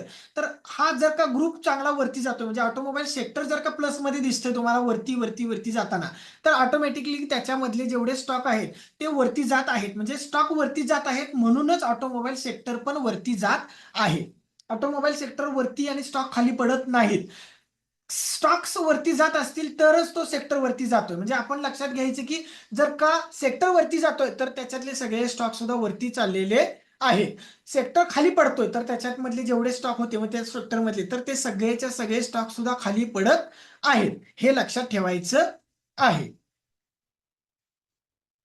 तर थोडंसं आपण इथे आता बघूया इनिशियल पब्लिक ऑफरिंग. म्हणजे पब्लिक ऑफरिंग किंवा म्हणू शकता किंवा ऑफर म्हणू शकता IPO. तर IPO काय असतो आता थोडंसं आपण जाणून घेऊया. तर IPO म्हणजे काय, माझी कंपनी आहे AR ट्रेडिंग अकॅडमी. मी मगाशी जसं तुम्हाला सांगितलं की मला कंपनी मोठी करायची आहे. माझी कंपनी दुसऱ्या राज्यात मला न्यायची आहे, दुसऱ्या शहरात मला न्यायची आहे, दुसऱ्या देशात मला न्यायची आहे. तर त्यासाठी मला लागणारं भांडवल आहे. तर मी भांडवलसाठी काय करणार, तर मी वेगवेगळ्या पद्धती आहेत. मी मित्रांच्याकडून उधार घेऊ शकतो, मी बँकेतून उधार घेऊ शकतो, मी माझ्या काही वस्तू आहेत म्हणजे किंवा सोनं नाणं ते सगळं मी गहाणवट ठेवू शकतो, त्याच्यावरती कर्ज घेऊ शकतो किंवा मी कंपनी माझी गहाणवट ठेवू शकतो आणि कर्ज घेऊ शकतो. पण स्टॉक मार्केट हा असा एक वे आहे ज्याच्यामध्ये मी कंपनीचे काही शेअर्स किंवा कंपनी माझी थोडीशी गहाणवट ठेवणार आणि कंपनी गहाणवट ठेवून मी त्या कंपनीचे म्हणजे कंपनी पूर्ण नाही तर कंपनीचे काही पर्सेंटेज म्हणजे कंपनीचा काही हिस्सा मी लोकांच्याकडे गहाणवट ठेवणार आणि त्या गहाणवट ठेवलेल्या पैशातून मला म्हणजे गहाणवट ठेवलेल्या शेअर्समधून किंवा त्या कंपनीच्या जो मालकी हक्क आहे त्याच्यामधून जे येणारे कंपनीकडे पैसे आहेत त्या पैशातून मी वेगवेगळी ठिकाणी मोठमोठे अजून कंपनी स्थापन करणार. तर हा असतो एक इनिशियल पब्लिक. पण तो जो स्टॉक आहे तो कंपल्सरी इनिशियल पब्लिक ऑफरिंग मधूनच करायला लागतो. तर आता आपण सगळ्यांनी बघितलं असेल बजाज फायनान्सचं नवीन IPO आलाय, बजाज फायनान्सचा नवीन शेअर येणार आहे असं सगळ्यांनी मार्केटमध्ये ऐकलं असेल. बऱ्यापैकी जास्त हा खूप जास्त मोठ्या प्रमाणात आता विषय चालू आहे की बजाजचा मोठा शेअर येणार आहे, बजाजचा मोठा शेअर येणार आहे, बजाजचा शेअर मार्केटमध्ये येतोय. तर हा जो शेअर आहे ना, तर तो शेअर जो येतोय मार्केटमध्ये हा तोच आहे जो IPO थ्रू लॉन्च करत आहेत. म्हणजे काय, बजाज हाऊसिंग फायनान्स अशी एक कंपनी आहे जी कंपनी मार्केटमध्ये जवळपास 10 ते 20 वर्षांपासून काम करत आहे. बट त्यांना आता कंपनी मोठी करायची आहे किंवा त्यांच्या कंपनीवरती ऑलरेडी खूप कर्ज आहे, ते कर्ज त्यांना फेडायचं आहे. तर ते कर्ज फेडायसाठी त्यांनी काय केलं, त्यांच्या कंपनीचा मालकी हिस्सा लोकांच्या मध्ये वाटायला सुरुवात केली किंवा गहाणवट ठेवायला सुरुवात केली. तर ती सुरुवात केलेली आहे. तर त्यामध्ये आपण बिडिंग केलेलं आहे की त्यामध्ये आपण लॉटरी लावत आहे की हा स्टॉक मला मिळू दे, हे जे कंपनीची मालकी हक्क मला मिळू दे. तर तो कंपनीचा मालकी हक्क मिळवण्यासाठी केलेली किंवा उलाढाल किंवा आपण जी मालकी हक्क विकण्यासाठी पद्धत जी आहे ती IPO ची पद्धत आहे. तर त्यामध्ये तुम्हाला मालकी हक्क हा IPO म्हणजे इनिशियल पब्लिक ऑफर थ्रूच मार्केटमध्ये विकता येतो. डायरेक्ट कुठलाही स्टॉक मार्केटमध्ये येत नाही. पब्लिक ऑफर मधूनच तो स्टॉक मार्केटमध्ये येतो आणि त्यामधूनच तो मार्केटमध्ये त्यानंतर सुरुवात करते त्याची ट्रेडिंग करायची. तर यामध्ये सगळ्यात महत्वाचं IPO मध्ये सगळ्यात म्हणजे एक इम्पॉर्टंट गोष्ट असते की एखाद्या कंपनीला, आता तुम्हाला प्रश्न पडत असतील की एखाद्या कंपनीने मालकी हक्क विकला, तुम्ही त्या कंपनीचे शेअर्स विकत घेतला. आता एखाद्या कंपनीने 40% मालकी हक्क विकलाय म्हणजे मला एक कंपनीकडून असं समजा की माझी एक कोटीची कंपनी आहे. मला 40% माझे कंपनीचे शेअर्स विकायचे किंवा 40% मला कंपनी गहाणवट ठेवायचे. तर मला साधारणपणे 40 लाख रुपये तुमच्याकडून मिळणार. बरोबर. तर 40 लाख रुपये जे मला मिळणार आहे त्या 40 लाख रुपये पासून मी अजून कुठेतरी एखादी कंपनी स्थापन करणार आहे. बट हे 40 लाख रुपये मिळतात कसे, तर तुम्ही म्हणजे आपण जी लोक आहेत ट्रेडिंग करणारी ती लोक काय करतो की ह्या 40 लाख रुपये मला पण मी 40 लाख रुपये एक छोटीशी अमाऊंट 10,000 15,000 20,000 रुपये माझी अमाऊंट मी द्यायला तयार आहे आणि कंपनीचे काही शेअर्स म्हणजे कंपनीचा काही मालकी हक्क मला मिळावा अशी मी अपेक्षा करतोय म्हणून मी यामध्ये लॉटरी लावतोय. इनिशियल पब्लिक ऑफर किंवा IPO म्हणजे एक प्रकारची लॉटरीच आहे. यामध्ये तुम्हाला रिस्क झिरो असते. सगळ्यात महत्वाचं म्हणजे रिस्क झिरो असते. म्हणजे तुम्हाला IPO लागला तर पैसे चांगल्यातले चांगले मिळतात. बट IPO नाही लागला तर जसेच्या तसे तुमचे 1 रुपयाला 1 रुपया परत रिटर्न मिळतात. 1 रुपयाचा तुमचा म्हणजे चार्जेस पडत नाहीत किंवा 1 रुपया तुमचा लॉसमध्ये जात नाही, काही होत नाही. IPO लागला तर पैसे चांगले मिळतात, नाही लागला तर पैसे परत मिळतात. आणि IPO हा लॉटरीचा प्रकार मी का म्हटलं तर सगळ्यांना रोजच्या रोज तुम्ही प्रत्येक येणारा IPO लावला तर तो तुम्हाला लागेलच असं नाही. एखादा IPO तुम्हाला लागू शकतो, एखादा IPO तुम्हाला लागत नाही. लागला नसेल तर पैसे परत येतात आणि लागले तर चांगल्यातले चांगले रिटर्न मिळतात. आता बेंजीर मॅडम, IPO लागला तर त्याचे रिटर्न कसे भेटतात? ओके, ठीक आहे. कसं आता तुम्हाला सांगतो. माझा शेअर्स आहे मी मार्केटमध्ये आता सगळ्यात पहिला चांगला प्रश्न विचारला तुम्ही. तर मी माझी कंपनीची 40 लाख रुपये मला मार्केटमधून पैसे पाहिजे 40 लाख रुपये. तर मी माझ्या एक कंपनीचा व्हॅल्यू ठेवतोय की 1 कोटीची कंपनी आहे. मला 40 लाख रुपये मार्केटमधून पाहिजे. तर त्याच्यामध्ये लोकांनी ट्रेडिंग पण केलं पाहिजे. तर मी कंपनीचा स्वतःचा मालकी हक्क असतो की मी किती रुपयाला माझा शेअर मार्केटमध्ये आणायचा. तर मी माझ्या कंपनीचा शेअर काय करणार, तर एक 50 रुपयाला एक शेअर असा मी कंपनीचा माझा शेअर मी मार्केटमध्ये लॉन्च करणार आहे 50 रुपयाला. तो पूर्णपणे त्या कंपनीचा अधिकार असतो की किती रुपयाला आपण शेअर मार्केटमध्ये आणायचा. मी 50 रुपयाला एक शेअर आणतोय मार्केटमध्ये, तर 50 रुपयाला एक शेअर असतो, ते 40 लाख भागिले 50. तर किती शेअर्स होतात बघा, 40 लाख भागिले 50. तर तेवढे शेअर्स मी मार्केटमध्ये आणणार आहे. तर ज्यावेळी मला 40 रुपयाचा शेअर 50 रुपयाचा शेअर मार्केटमध्ये आणायचा आहे 40 लाख, तर मी एक लॉट साईज ठेवणार त्याची की बाबा मला द्यायचे आहेत, तर मला एका माणसाला फक्त आणि फक्त 25 शेअर द्यायचे, एका माणसाला मला 100 शेअर द्यायचे, त्याच्यापेक्षा जास्त शेअर मी एका माणसाला देणार नाही, किंवा एकाच माणसाला मी पूर्ण माझी मालकी हक्क देणार नाही, असं कंपनी ठरवत असते. कारण सगळीच मालकी हक्क दिली तर तुम्ही उठून उद्या कंपनीचा मालक म्हणून जाऊन तिथं बसायला चालू कराल, बरोबर. त्यासाठी त्यांना काय करायचं असतं की मला एक लॉट साईज ठेवायची, की म्हणजे लॉट साईज म्हणजे काय, कंपनीच्या त्या शेअरची 50 शेअरचा एक ग्रुप तयार करायचा. आणि लावताना मी काय सांगणार की हा ग्रुप आहे, एवढाच तुम्ही ग्रुप घेऊ शकता, म्हणजे एवढेच शेअर्स किंवा एवढीच मालकी हक्क तुम्हाला मिळू शकते आयपीओ थ्रू. आयपीओ झाल्यानंतर किती पण घेऊ शकता, पण आयपीओ थ्रू तुम्ही एवढीच शेअर्स घेऊ शकता. तर मी 50 रुपयाला माझा शेअर मार्केटमध्ये लॉन्च केला, पण तो किती रुपये भरला किंवा किती पद्धतीने त्याला चांगला प्रतिसाद मिळाला, किती लोकांनी त्याच्यावरती लॉटरी लावली, आणि मार्केट कशा पद्धतीने आहे, चांगलं वरती चाललंय किंवा खाली पडतंय. ग्रे मार्केट असतं. ग्रे मार्केट म्हणजे काय, तर ग्रे मार्केटमध्ये काय होतं तुम्हाला सांगतो. ग्रे मार्केट म्हणजे काय, एक अंदाज लावला जातो की याचा प्राइस किंवा याची जी 50 रुपयाची प्राइस आहे ती किती रुपयेपर्यंत जाऊ शकते, असा एक अंदाज लावला जातो की 50 रुपयाची प्राइस 100 रुपयाला जाईल का, 150ला जाईल का, 200ला जाईल का, 500ला जाईल का, असा एक अंदाज असतो. तर त्याच्यावरून आपल्याला असं लक्षात येतं की ही जी प्राइस आहे किंवा हा जो 50 रुपयाचा एक शेअर आहे, तो 50 रुपयाचा शेअर आपल्याला 100 रुपयाला मिळेल. आणि जर मार्केट एखाद्या जर का अंदाज जर का लागला आणि त्याच्यावरती चांगल्या पद्धतीने लोकांनी बाईंग केलं, म्हणजे तो आयपीओ लावताना लोकांनी खूप चांगल्या पद्धतीने आयपीओ लावला, तर लक्षात ठेवा, तो आयपीओ चांगला भरल्यामुळं तो 50 रुपयाचा शेअर आहे, तो जो ओपन करायचा म्हणून त्यांनी ठरवलेला, तो 50 रुपयाला ओपन होत नाही. त्याच्यामध्ये चांगल्या पद्धतीनं लोकांनी बाईंग केलेली आहे, लोकांनी त्याच्यावरती खूप जास्त त्याला पैसा दिलेला आहे त्या कंपनीला. आणि त्याचबरोबर मार्केट पण चांगलं असेल त्या दिवशी, तर तो ओपन होताना 80 रुपयाला, 90 रुपयाला, 150 रुपयाला, 200 रुपयाला ओपन होतो. म्हणजे एक शेअर आपल्याला जरी 50 रुपयाचा शेअर 200 रुपयाला ओपन झाला, 50 रुपयाचा शेअर 200 रुपयाला ओपन झाला, तर एक मिनिट. नाही, आता एखाद्याला आयपीओ द्यायचा का नाही हे काही विषय कंपनीचा नाही. आयपीओ मध्ये सगळ्यांनी लावतात, बट एक सिस्टीम बेस्ड, म्हणजे काय म्हणतात त्याला, लॉटरी लागल्यासारखं, म्हणजे गोल फिरवतात तशापैकी एक प्रकार, की एक सिस्टीम बेस्ड म्हणजे अनफॉर्च्युनेटली कोणालाही मिळणार, म्हणजे अचानकपणे तुम्हाला मिळेल नाही मिळेल काही विषय नाही, बट एक सिस्टीम असते जी अलॉटमेंट करत असते, जी एनएससी आणि बीएससी कडे असते आणि आपल्या सेबीकडे असते. ती सिस्टीम काय करत असते की कोणाला पण अलॉट करत असतात. असं नाही की ए पासून सुरुवात करूया मग बी पर्यंतच देऊया, झेड वाल्यांना द्यायचं नाही, डी वाल्यांना द्यायचं नाही, म्हणजे अशा नावानं द्यायचं नाही, असं काही नाही. तर सिस्टीम बेस्ड म्हणजे लॉटरी अचानकपणे कोणालाही लागू शकते, अचानकपणे कोणालाही लागणार नाही. तर असं काही म्हणजे फिक्स नाही आहे की ह्याला द्यायचं किंवा ह्याला लावायचं, ह्याला लावू द्यायचं नाही किंवा ह्याला द्यायचं नाही. तर असं काही नाही, कुठल्याही पद्धतीत कोणालाही कधीही आयपीओ लागू शकतात. कुठल्याही असं त्याच्यावरती आयपीओ मध्ये हे लागत नाही की बाबा हा यालाच लागतो आयपीओ, याला लागत नाही, असं काय नाही. सगळ्यांना आयपीओ लागू शकतो, कोणाला आयपीओ कधी कधी अजिबात लागत नाही. तर हा आहे आयपीओचा एक प्रकार, ज्यामध्ये कंपनी आपली ओपन करायची असेल तर कंपनी या थ्रूच ओपन करू शकतो, किंवा याच्या थ्रूच आपण कंपनी मार्केटमध्ये आणू शकतो. आलं का लक्षात. आयपीओ कोणाला लागायचं हे कोणाच्याही हातात मध्ये अजिबात नाही, त्या कंपनीच्या पण नाही, एनएससीच्या पण नाही, बीएससीच्या पण आणि सेबीच्या पण नाही. हे आलं का लक्षात सगळ्यांच्या. रिप्लाय द्या पटपट पटपट. असं वाटायला नको मी एकटाच बडबडतोय, कोणालाच काय कळत नाही.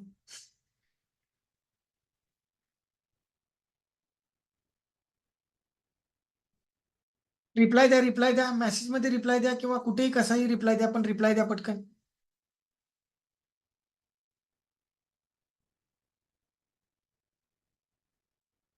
चलो, तेजस सरांचा आला. सुशांत सर तुम्ही रिप्लाय देत नाही. प्लीज सर रिप्लाय द्या.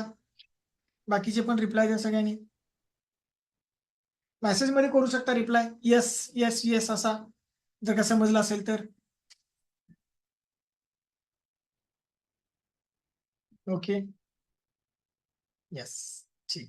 तर कुठलीही कंपनी मार्केटमध्ये येताना इनिशियल पब्लिक ऑफर म्हणजे आयपीओ थ्रूच मार्केटमध्ये येत असते. आयपीओ आपण कंपल्सरी लावायचे आहेत. मी तिसऱ्या दिवशी तुम्हाला आयपीओ कसे लावायचे, काय करायचे ते सांगणार आहे, ते दाखवणार पण आहे. तर आयपीओ बिंदास लावायचे, बिंदास्त.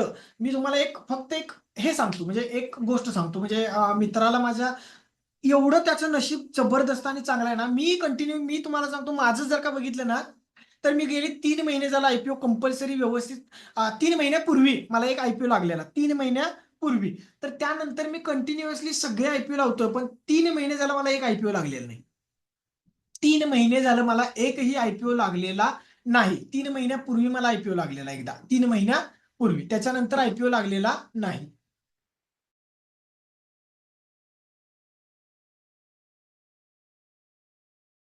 तर शेवटचा आयपीओ मला 3 महिन्यापूर्वी लागलेला, त्यानंतर मला आयपीओ लागलेला नाही. म्हणजे असं नाही की बाबा मी सगळ्यांना आयपीओ सांगतोय म्हणून मला लागतोय विकतोय, असं काही नाही. कोणाला पण आयपीओ लागतात, कोणाला लागत नाहीत. आणि माझा एक मित्र आहे जो मागच्या बॅचला क्लासला बसलेला, आणि त्याच्या मागच्या ह्याला पण होता.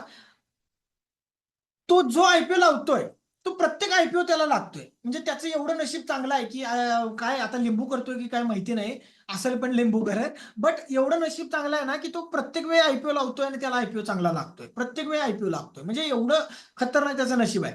तर माझी एक मैत्रीण होती, त्या मैत्रिणीने 1 लाख रुपयाचा एक आयपीओ होता मोठावाला. तर 1,22,000 त्याची काहीतरी समथिंग प्राइस होती. तर तो आयपीओ लावलेला. तर त्या आयपीओला त्याला 4.5 लाख रुपयांचं प्रॉफिट झालेलं, म्हणजे तिला, मैत्रिणीला. 1,25,000 रुपयाच्या कॅपिटल वरती किंवा आयपीओ वरती 4.5 लाख रुपयांचं प्रॉफिट झालेलं. एवढा मोठा आयपीओ तो खतरनाकचा प्रॉफिट देऊन गेला, एवढा जबरदस्त. म्हणजे एवढे चांगले आयपीओ थ्रू पैसे पण आपल्याला मिळतात आयपीओ मधून. आणि एक छोटा आयपीओ होता, तुम्हाला टाटा चा एक परवा लॉन्च झालेला आयपीओ माहितीये, टाटा टेक्नॉलॉजी. एक परवा स्टॉक ओपन झालेला टाटा टेक्नॉलॉजी म्हणून.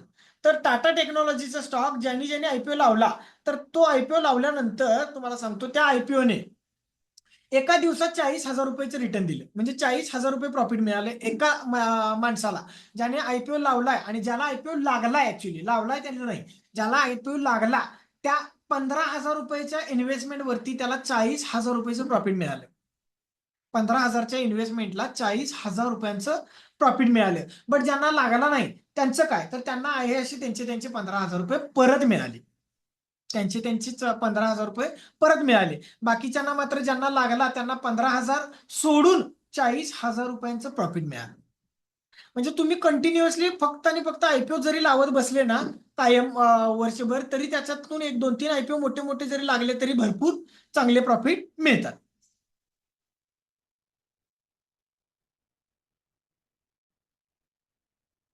होय होय, बरोबर बेंजीर मॅडम, बरोबर तुमचं. कसं असतं आता याच्यामध्ये, तो कंपनीला प्रॉफिट मिळालेला तो वाटत असतो असं पण ऍक्च्युअली, म्हणजे डायरेक्ट तसं म्हणू शकत नाही आपण की कंपनीला मिळालेलंच प्रॉफिट आपण वाटतोय की कंपनी वाटत असते, असं पण नाही.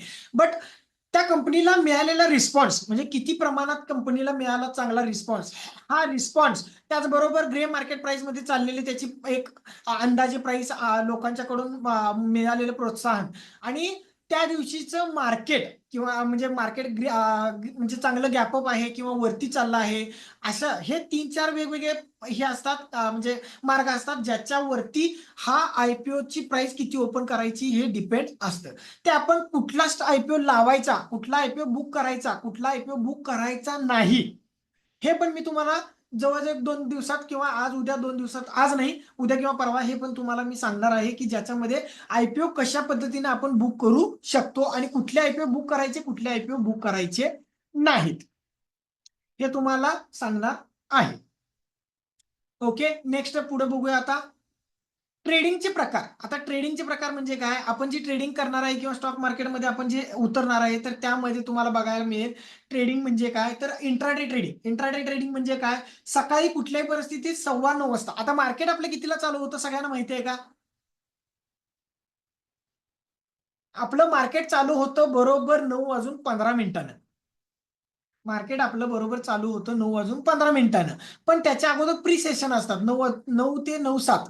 9 ते 9:07 हे प्री सेशन असतात. म्हणजे यामध्ये आपल्याला मार्केट फक्त वर खाली काय होत आहे, मार्केट काय ओपन होऊ शकतं हे आपल्याला दिसतं. बट 9:15 वाजता म्हणजे 9:15 मार्केट चालू होणार आणि 3:30 आपलं मार्केट बंद होतं. 3:30ला 3:30 वाजता बरोबर आपलं मार्केट बंद होतं. पण इंट्राडे ट्रेडिंग म्हणजे काय? मी आज एखादा काहीतरी स्टॉक खरेदी करतोय, आज एखाद्या कंपनीचा शेअर मी खरेदी करतोय, तो शेअर मला आज खरेदी करून 3:30च्या आतमध्ये, किती 3:30च्या आतमध्ये कुठल्याही परिस्थितीत विकणे गरजेचे आहे. तर त्याला म्हणायचं इंट्राडे ट्रेडिंग. म्हणजे मी आज घेतलाय आणि आजच विकतोय, तर त्याला इंट्राडे ट्रेडिंग असं म्हणतात. आता स्कॅल्पिंग ट्रेडिंग म्हणजे काय? एक मला अशी दिसली की बाबा मला इथून थोडंसं इथून थोडंसं मार्केट पडणार आहे असं वाटलं, तर मी पटकन तो शेअर खरेदी केला किंवा तो मला मार्केट खाली आल्यानंतर आणि मला इथं वाटलं की आता चांगला खाली आला, इथून चांगला वरती जाईल, थोडासा वरती जाईल, तर मी जो खाली पडलाय तिथं पटकन तो स्टॉक खरेदी केला. खरेदी केल्यानंतर तो स्टॉक काय केला, पटपट पटपट वरती गेला. वरती गेल्या गेल्या मी डायरेक्ट तिथून बाहेर पडलो. म्हणजे थोडंसं स्कॅल्पिंग केलं किंवा अजून मी जिथे घेतलाय तिथून अजून थोडा खाली आला, अजून थोडा खाली आला, अजून थोडा खाली आला. तर जसा खाली येतो तसं मी अजून जास्त खरेदी केली, अजून जास्त खरेदी केली आणि एकदमच तो वरती गेला. त्यामुळे मी पटकन त्याच्यातून पोझिशन माझी एक्झिट केली किंवा मी तो स्टॉक खरेदी केलेला विकून टाकला. तर याला म्हणायचं स्कॅल्पिंग ट्रेडिंग. म्हणजे पटकन मी खरेदी करतोय, थोडीफार क्वांटिटी मी वाढवतोय आणि त्यातून बाहेर पडतोय. म्हणजे काय? Scalping trading. आता मोमेंटम ट्रेडिंग आणि स्विंग ट्रेडिंग. मोमेंटम म्हणजे काय? हाच प्रकार. स्कॅल्पिंग म्हणजेच स्कॅल्पिंगचाच प्रकार. पण मोमेंटम म्हणजे काय? मला असं वाटतं की वरती जाईल म्हणून मी खरेदी केला, वरती गेला, विकून टाकला. मला वाटतं की खाली पडेल, मी खाली सेल केला, खाली पडला, विकून टाकला. तर याला म्हणायची मोमेंटम ट्रेडिंग. आणि स्विंग ट्रेडिंग म्हणजे काय? तर मी आज खरेदी करतोय, 1 आठवडा ते 3 आठवडे किंवा 4 आठवडे, 1 महिना, 2 महिन्यासाठी मी स्टॉक कुठलाही खरेदी करून ठेवतोय, तर त्याला आपण म्हणायचं स्विंग ट्रेडिंग. म्हणजे मी आज घेतला आणि 8 दिवसात, 15 दिवसात विकतोय किंवा 1 महिन्यात विकतोय, तर ती आहे स्विंग ट्रेडिंग. आता एक असते long term trading. Long term trading म्हणजे काय? मी आज खरेदी केलेला स्टॉक 3-3 वर्ष, 5-5 वर्ष किंवा मी 10 वर्ष, 50 वर्ष, 25 वर्ष मी बघणारच नाही. तर असा जो असतो त्याला म्हणतात आपण लॉंग टर्म ट्रेडिंग. तर हे आहेत ट्रेडिंगचे प्रकार. ट्रेडिंगचे प्रकार लक्षात आले का? ट्रेडिंगचे प्रकार लक्षात आले का सगळ्यांना?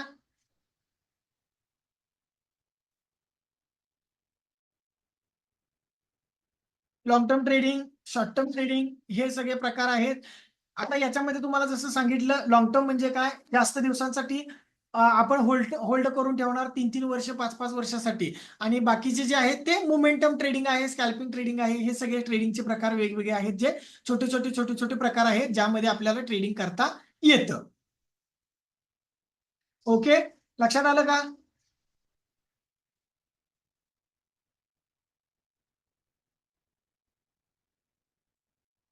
आलं ना सगळ्यांच्या लक्षात?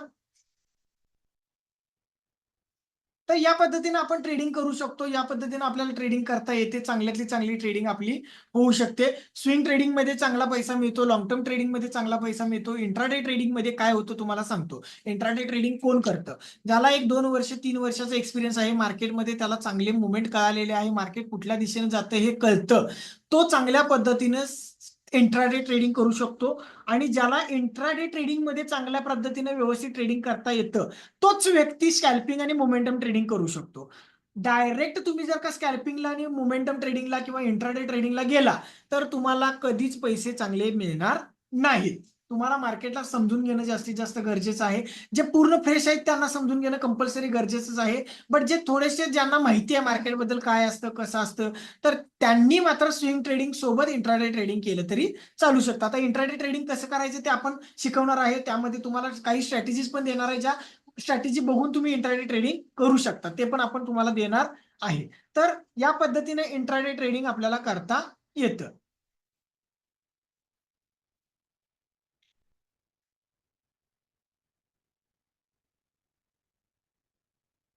आता यामध्ये कसं आहे माहितीये का बेंजर मॅडम, आपण एखादा शेअर, मी आता 100 रुपयाला शेअर खरेदी केला, समजा मी 100 रुपयाला शेअर खरेदी केला. एकच मिनिट थांबा, गावात बहुतेक गणपतीच्या मिरवणूक चालू असतील त्यामुळे फटाकड्यांचा आवाज जास्त येतोय. 1 मिनिट थांबा, खिडकी आणि दरवाजा बंद करतो.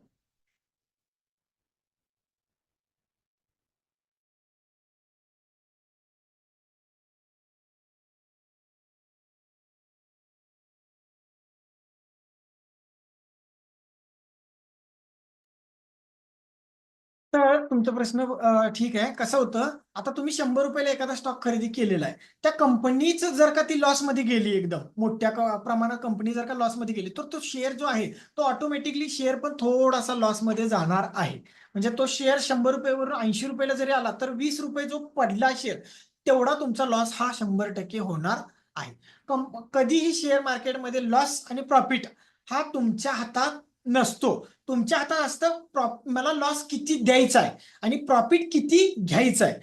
लॉस द्यायचा की प्रॉफिट द्यायचं हे त्या कंपनीच्या हातात असतं किंवा मार्केटच्या हातात असतं. बट किती द्यायचा हे आपल्या हातात असतं. म्हणजे मला लॉस द्यायचा आहे, तर मला 20 रुपये द्यायचे आहेत का त्या कंपनीला लॉसमध्ये, तर तो तुमचा कॉल आहे की तुम्हाला किती रुपये द्यायचे आहेत. मी सांगतो जास्तीत जास्त 2.5%च द्या किंवा 3% द्या, 5% द्या. मी माझ्या पद्धतीने सांगतो, ते तुम्हाला लक्षात येईल पुढे जाऊन. पण आता लगेच तिकडे तुम्ही जाऊ नका, कारण आता काय आहे, अजून तो बाकीच्यांना काहीच माहिती नाही. आपण डायरेक्ट तिथपर्यंत पोहोचलो तर बाकीच्यांना काहीच लक्षात येणार नाही. सगळे अजून एकदम फ्रेश आहेत. तुम्हाला थोडंफार एक्सपिरियन्स आहे, बट बाकीचे सगळेच पूर्ण फ्रेश आहेत. त्यामुळे आपण पुढे पुढे त्या सगळ्या गोष्टी बघणार आहे. आताच त्या गोष्टीकडे गेलं तर बाकीच्यांचं खूप जास्त कन्फ्युजन होईल. त्यामुळे आता तिथे न जाता आपण थोडंसं पुढे जाऊ. तर आता तुम्हाला एक सांगतो, सगळ्यात बेस्ट म्हणजे काय आहे की मार्केटमध्ये आपण शिकणार आहे कॅन्डलस्टिक पॅटर्न आणि लाईन चार्ट. कॅन्डलस्टिक पॅटर्न म्हणजे काय, ज्या कॅन्डल असतात जापनीज आहेत, कॅन्डल ह्या जापनीज आहेत. या कॅन्डलस्टिक पॅटर्न जे आहेत किंवा कॅन्डलस्टिक जे दिसतात ना इथं तुम्हाला, हे जपानने तयार केलेले, मार्केटमध्ये केलेले तयार म्हणजे हे पॅटर्न आहेत, जे मार्केटमध्ये खूप जास्त वर्षापासून मार्केटमध्ये ट्रेड करत आहेत किंवा ह्याच्यावरती खूप जास्त वेळ लोक, सगळ्या देशाची लोक जास्तीत जास्त याच एका चार्ट वरती ट्रेड करत असतात किंवा स्टॉक खरेदी आणि विक्री करत असतात कॅन्डलस्टिक वरती. लाईन चार्ट हा भारताने तयार केलेला एक पॅटर्न आहे किंवा तो एक मार्केटवरती आणलेला एक बोर्ड आहे किंवा तुम्ही म्हणू शकता चार्ट पॅटर्न आहे, जो लाईन चार्ट मध्ये आपल्याला दिसतो. लाईन चार्ट हा इंडियन आहे, कॅन्डलस्टिक पॅटर्न हे सगळे जापनीज आहेत. तर जापनीज लँग्वेज प्रमाणेच आपण जास्तीत जास्त शिकण्याचा प्रयत्न करणार आहोत, कारण जापनीजने तयार केलेले जे कॅन्डल आहेत किंवा कॅन्डलच्या ज्या वेगवेगळे प्रकार आहेत, त्याचे जे पॅटर्न आहेत, ते पॅटर्न बघून आपण जास्तीत जास्त मार्केटमध्ये चांगल्यातले चांगले पैसे कमवू शकतो. कारण त्याने खूप, आणि हेच कॅन्डलस्टिक जे आहेत तेच कॅन्डलस्टिक तुम्हाला जगातल्या कुठल्याही मार्केटमध्ये गेला, जगातल्या कुठल्याही मार्केटमध्ये गेला तर हेच कॅन्डलस्टिक पॅटर्न तुम्हाला बघायला मिळणार आहेत किंवा हेच कॅन्डलस्टिक तुम्हाला बघायला मिळणार आहेत. नवीन लिंक पाठवली आहे, जर का मार्केटमधून म्हणजे या लिंक मधून हे झालं, एक्झिट झालं, तर त्या लिंकवरती ओपन करा लगेच. की एक्झिट झाल्यानंतर अजून 5 मिनिटं आहेत, जर का एक्झिट झालं तर लगेच. ठीक आहे. तर कॅन्डलस्टिक पॅटर्न किंवा कॅन्डलस्टिक हा जो आहे तो मार्केटमध्ये पूर्ण वर्ल्ड वाईड, पूर्ण जग त्या फक्त कॅन्डलस्टिक वरतीच आपल्याला जास्तीत जास्त ट्रेड करताना दिसत आहे. फॉरेक्स मार्केट घ्या किंवा इंडियन मार्केट घ्या किंवा क्रिप्टो मार्केट घ्या, सगळ्यांच्याकडे कॅन्डलस्टिक पॅटर्नच तुम्हाला जास्तीत जास्त मिळतात किंवा कॅन्डलस्टिकच जास्तीत जास्त बघायला मिळतात. तर आपण याच्यावरती जास्तीत जास्त फोकस करणार आहोत आणि याच्यावरती जास्तीत जास्त ट्रेड करायचा प्रयत्न करणार आहोत. तर ट्रेडिंगचे प्रकार असं खाली लिहून घ्या. ट्रेडिंगचे प्रकार, ट्रेडिंगचे प्रकार,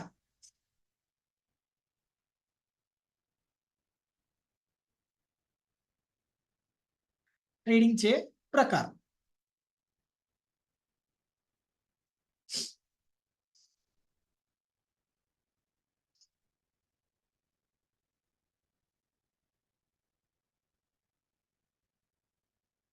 हे प्रकार लिहून घ्या. Intraday trading,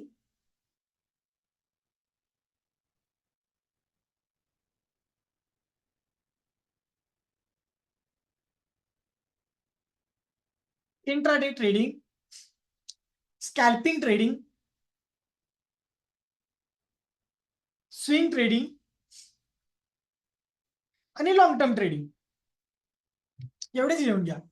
intraday trading, scalping trading, swing trading आणि लॉंग टर्म ट्रेडिंग.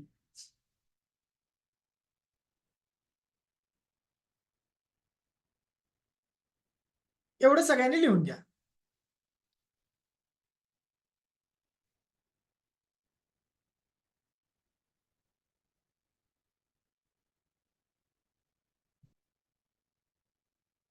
झालं का? आता ह्या आहेत कॅन्डल किंवा आपण लाईन चार्ट आणि कॅन्डलस्टिक पॅटर्न हे सगळं आपण मार्केटमध्ये शिकणार आहे. तर लाईन चार्ट काय असतात, कॅन्डलस्टिक पॅटर्न काय असतात हे पण आपण बघणार आहे. तर त्याच्या आधी मी तुम्हाला पहिला सांगतो कॅन्डल रीड कशी करायची किंवा कॅन्डल वाचायची कशी, एक कॅन्डल जी असते ती वाचायची कशी असते. आता याच्यामध्ये तुम्हाला सगळ्यात महत्वाचं इथं बघा, परत एकदा वरती जाऊ आपण, इथं तुम्हाला अजून एकदा सांगतो म्हणजे हे लक्षात येते बघा. आता इथे तुम्हाला बुल म्हणजे ग्रीन कलरची कॅन्डल, बुल म्हणजे ग्रीन कलरची कॅन्डल आणि बियर म्हणजे रेड कलरची कॅन्डल. मार्केटमध्ये दोनच कलरचे कॅन्डल असतात, एक म्हणजे ग्रीन, दुसरी म्हणजे रेड. लिहून घ्यायचं असेल तर लिहून घ्या. मार्केटमध्ये दोन कलरच्या कॅन्डल असतात, एक रेड, दुसरी ग्रीन, म्हणजे लाल आणि हिरवी. लिहून घ्यायचंय का?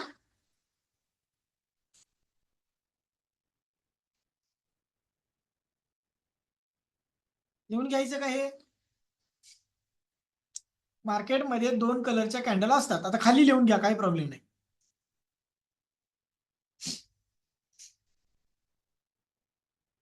मार्केटमध्ये दोन कलरच्या कॅन्डल असतात, एक म्हणजे लाल, एक लाल आणि दुसरी ग्रीन म्हणजे हिरवी.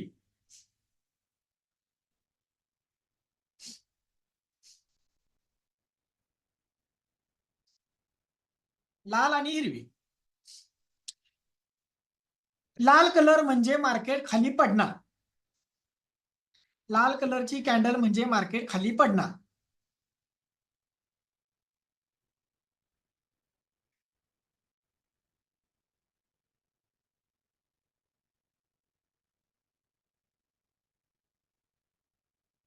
लाल कलरची कॅन्डल म्हणजे मार्केट खाली पडणार.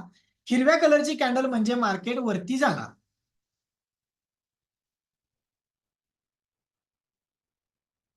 हिरव्या कलरची कॅन्डल म्हणजे मार्केट वरती जाणार.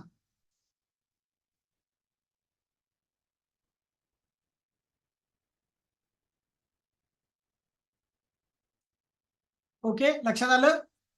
लिहून घेतला?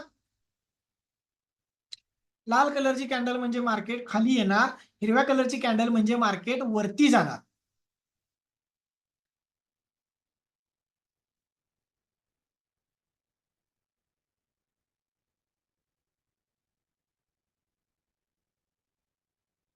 सुशांत सर लिहून घेतला?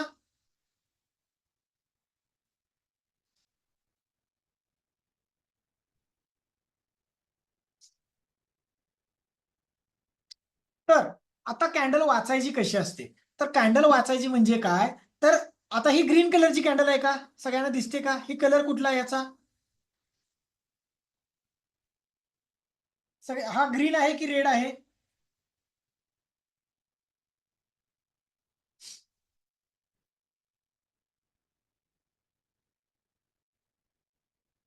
ग्रीन आहे, बरोबर. म्हणजे काय, मार्केट काय होणार इथं आताच लिहून घेतलं तुम्ही, मार्केट वरती जाणार की खाली जाणार? माईक चालू करून पण बोलू शकता, वरती जाणार असं म्हणू शकता, बरोबर. म्हणजे ग्रीन कलरची कॅन्डल असेल तर मार्केट वरती जाणार आणि रेड कलरची कॅन्डल असेल तर मार्केट खाली येणार. मग इथं ग्रीन कलरची कॅन्डल होतीये, तर ही कॅन्डल वाचताना कशी वाचायची असते बघा. ग्रीन कलरची कॅन्डल वाचायची कशी, तर ग्रीन कॅन्डल म्हणजे ग्रीन कलरची कॅन्डल ही ओपन होताना नेहमी खाली ओपन होते आणि खाली ओपन होऊन ती वरती क्लोज होते. आता ते कसं ते पण तुम्हाला दाखवतो, एक मिनिट थांबा. ही ओपन होताना आता सकाळी 9:15 मार्केट आपलं ओपन होतं. 9:15 ज्यावेळी मार्केट ओपन होणार त्यावेळी ती कॅन्डल 100 रुपयाला ओपन झाली, म्हणजे एखादा स्टॉक, कॅन्डल म्हणजे काय, एखादा स्टॉक 100 रुपयाला स्टॉक ओपन झाला. ठीक आहे, 100 रुपयाला स्टॉक ओपन झाला. तर तो 100 रुपयाला ज्यावेळी ओपन होतो, तो पूर्ण दिवसभरात, आता हे दिवसाच आपण पकडतोय, पूर्ण दिवसभरात तो 100 रुपयावरून काय केला, सकाळी 9:30 9:15 म्हणजे 9:15 तो ओपन झाला. ओपन झाल्या झाल्या तो 100 रुपयाला ओपन झाला, पण त्याला काय झालं, थोडस याच्यामध्ये बियर आले. म्हणजे बियर म्हणजे कोण, तर मार्केटला खाली घेऊन जाणारे लोक म्हणजे सेलर आले. तर सेलर, आता हे बायर आणि सेलर काय असतात हे पण तुम्हाला सांगतो, बट थोडंसं इथं बरं ते पहिला सांगतो. चला पहिला तेच सांगतो, बायर आणि सेलर म्हणजे काय. जे स्टॉकला खरेदी करणारे असतात ते असतात बायर, आणि जे स्टॉकला खरेदी करून झाल्यानंतर आता माझ्याकडे ऑलरेडी खूप खरेदी झालेली आहे किंवा माझ्याकडे खूप जास्त पैसे माझे गुंतवलेले आहेत, मी आता ऑलरेडी खूप जास्त खरेदी याच्यामध्ये केलेली आहे, तर मला याच्यामध्ये चांगलं प्रॉफिट आलंय म्हणून मी प्रॉफिट विकतोय किंवा तो स्टॉक मला चांगले पैसे देतोय म्हणून मी तो स्टॉक विकतोय, तर त्याला म्हणायचं स्टॉक विकणाऱ्यांना सेलर. किंवा असं वाटतं की मार्केट मला खूप जास्त इथून पडू शकतं, तर पडत्याला मार्केटमध्ये पण पैसे मिळवणारे लोक भरपूर आहेत, तर मला इथून पडणार आहे असं वाटतं म्हणून ते पहिलाच स्टॉकला सेल करतात आणि खाली जेवढा पडेल तिथे परत ते परचेस करतात म्हणजे बाय करतात. तर अशा कंडिशन असतात. आता ते पुढे गेल्यानंतर तुम्हाला समजेल, बट हे लक्षात ठेवा की बायर म्हणजे कोण, खरेदी करणारे, आणि सेलर म्हणजे कोण, खरेदी करून झाल्यानंतर विकणारे किंवा डायरेक्ट विकणारे. तर इथं काय होतं, सकाळी 9:15 वाजता बरोबर 100 रुपयाला एक स्टॉक ओपन झाला. तो ओपन झाल्यानंतर काय केला त्या स्टॉकने, पहिला सुरुवात केली खाली यायला. तो हळू हळू स्टॉक खाली आला 90 रुपयाला. इथं आला तो 90 रुपयाला, म्हणजे हा जो दिसतोय ना लेवल, ही लेवल म्हणजे 90 रुपये. इथं 100 रुपये आहे ही लेवल, तर ही 100 रुपयावरून इथं आलं 90 रुपयाला. ठीक आहे, सगळ्यांना हे व्यवस्थित दिसतंय का, लक्षात येतंय का? 100 आणि 90ची जी आकडेवारी मी घेतलेली आहे ती लक्षात आली का सगळ्यांच्या? आकडेवारी लक्षात येते ना 100 आणि 90?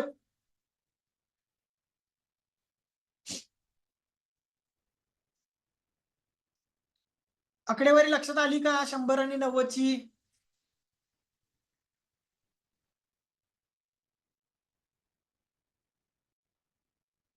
ओके, ठीक. परत सांगतो एकदा. तर आता एक स्टॉक सकाळी 9:15 वाजता मार्केट आपलं चालू होतं, तर 9:15 वाजता ओपन होताना मार्केट एक स्टॉक 100 रुपयाला ओपन झाला. किती रुपयाला? 100 रुपयाला ओपन झाला. बट याच्यामध्ये काय झालं, बायर आणि सेलर हे दोघं पण आले. म्हणजे बायर म्हणजे कोण, ज्यांनी काल हा स्टॉक 90 रुपयाला घेतला होता, काल हा स्टॉक 90 रुपयाला घेतला होता, त्यांनी आज ओपन तो होताना 100 रुपयाला ओपन झाला. 100 रुपयाला ओपन झाला म्हणून काय केलं, तर 90 रुपयापासून 100 रुपये म्हणजे 10 रुपये एका स्टॉक मागे प्रॉफिट आलं, म्हणून त्यांनी काय केलं, हा स्टॉक सेल करायला चालू केला. तर तो झाला सेलर. म्हणजे बायर पण आहेत, सेलर पण आहेत, आणि आज लोकांना असं वाटलं की 100 रुपयावरून हा 90 रुपयाला येईल, म्हणजे डायरेक्ट त्यांनी सेल पण करायला चालू केलं. तर एक स्टॉक ओपन होताना 100 रुपयाला ओपन झाला आणि तो आला मात्र 90 रुपयाला दिवसभरात खाली. 90 रुपयाला खाली आला, परत तो स्टॉक काय केला, 90 रुपयावरून परत वरती वरती वरती वरती आणि जायला चालू केला. तो वरती वरती जाऊन इथे गेला तो 120 रुपयाला. तो 120 रुपयाला स्टॉक गेला. एवढ्या वरती गेला की आज तो 120 रुपयाला 100 रुपयावरून ओपन होऊन 120 ला गेला. पण 120 ला ओपन जाऊन तो काय केला, परत खाली आला. परत याच्यामध्ये सेलर जास्त आले, तो परत खाली आला आणि 110 रुपयांना तो स्टॉक दुपारी 3:30 वाजता, ज्यावेळी मार्केट बंद झालं त्यावेळी 3:30 वाजता तो 110 रुपयांना क्लोज झाला. हे लक्षात आलं का आता?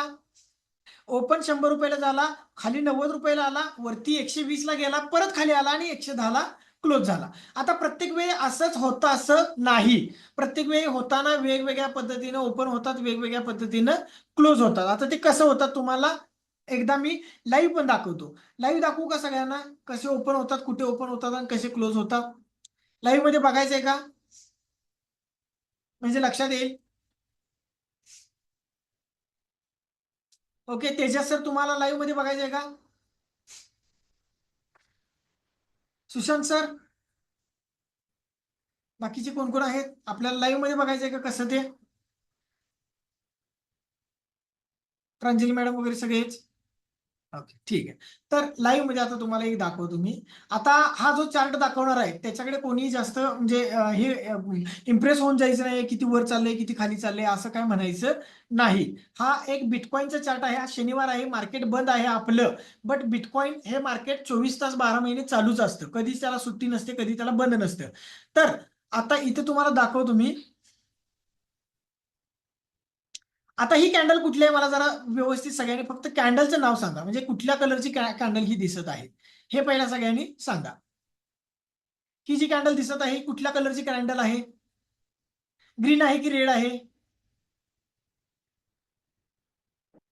ग्रीन ग्रीन ग्रीन कॅन्डल आहे, बरोबर. सगळ्यांना दिसतंय की ग्रीन कॅन्डल होत आहे.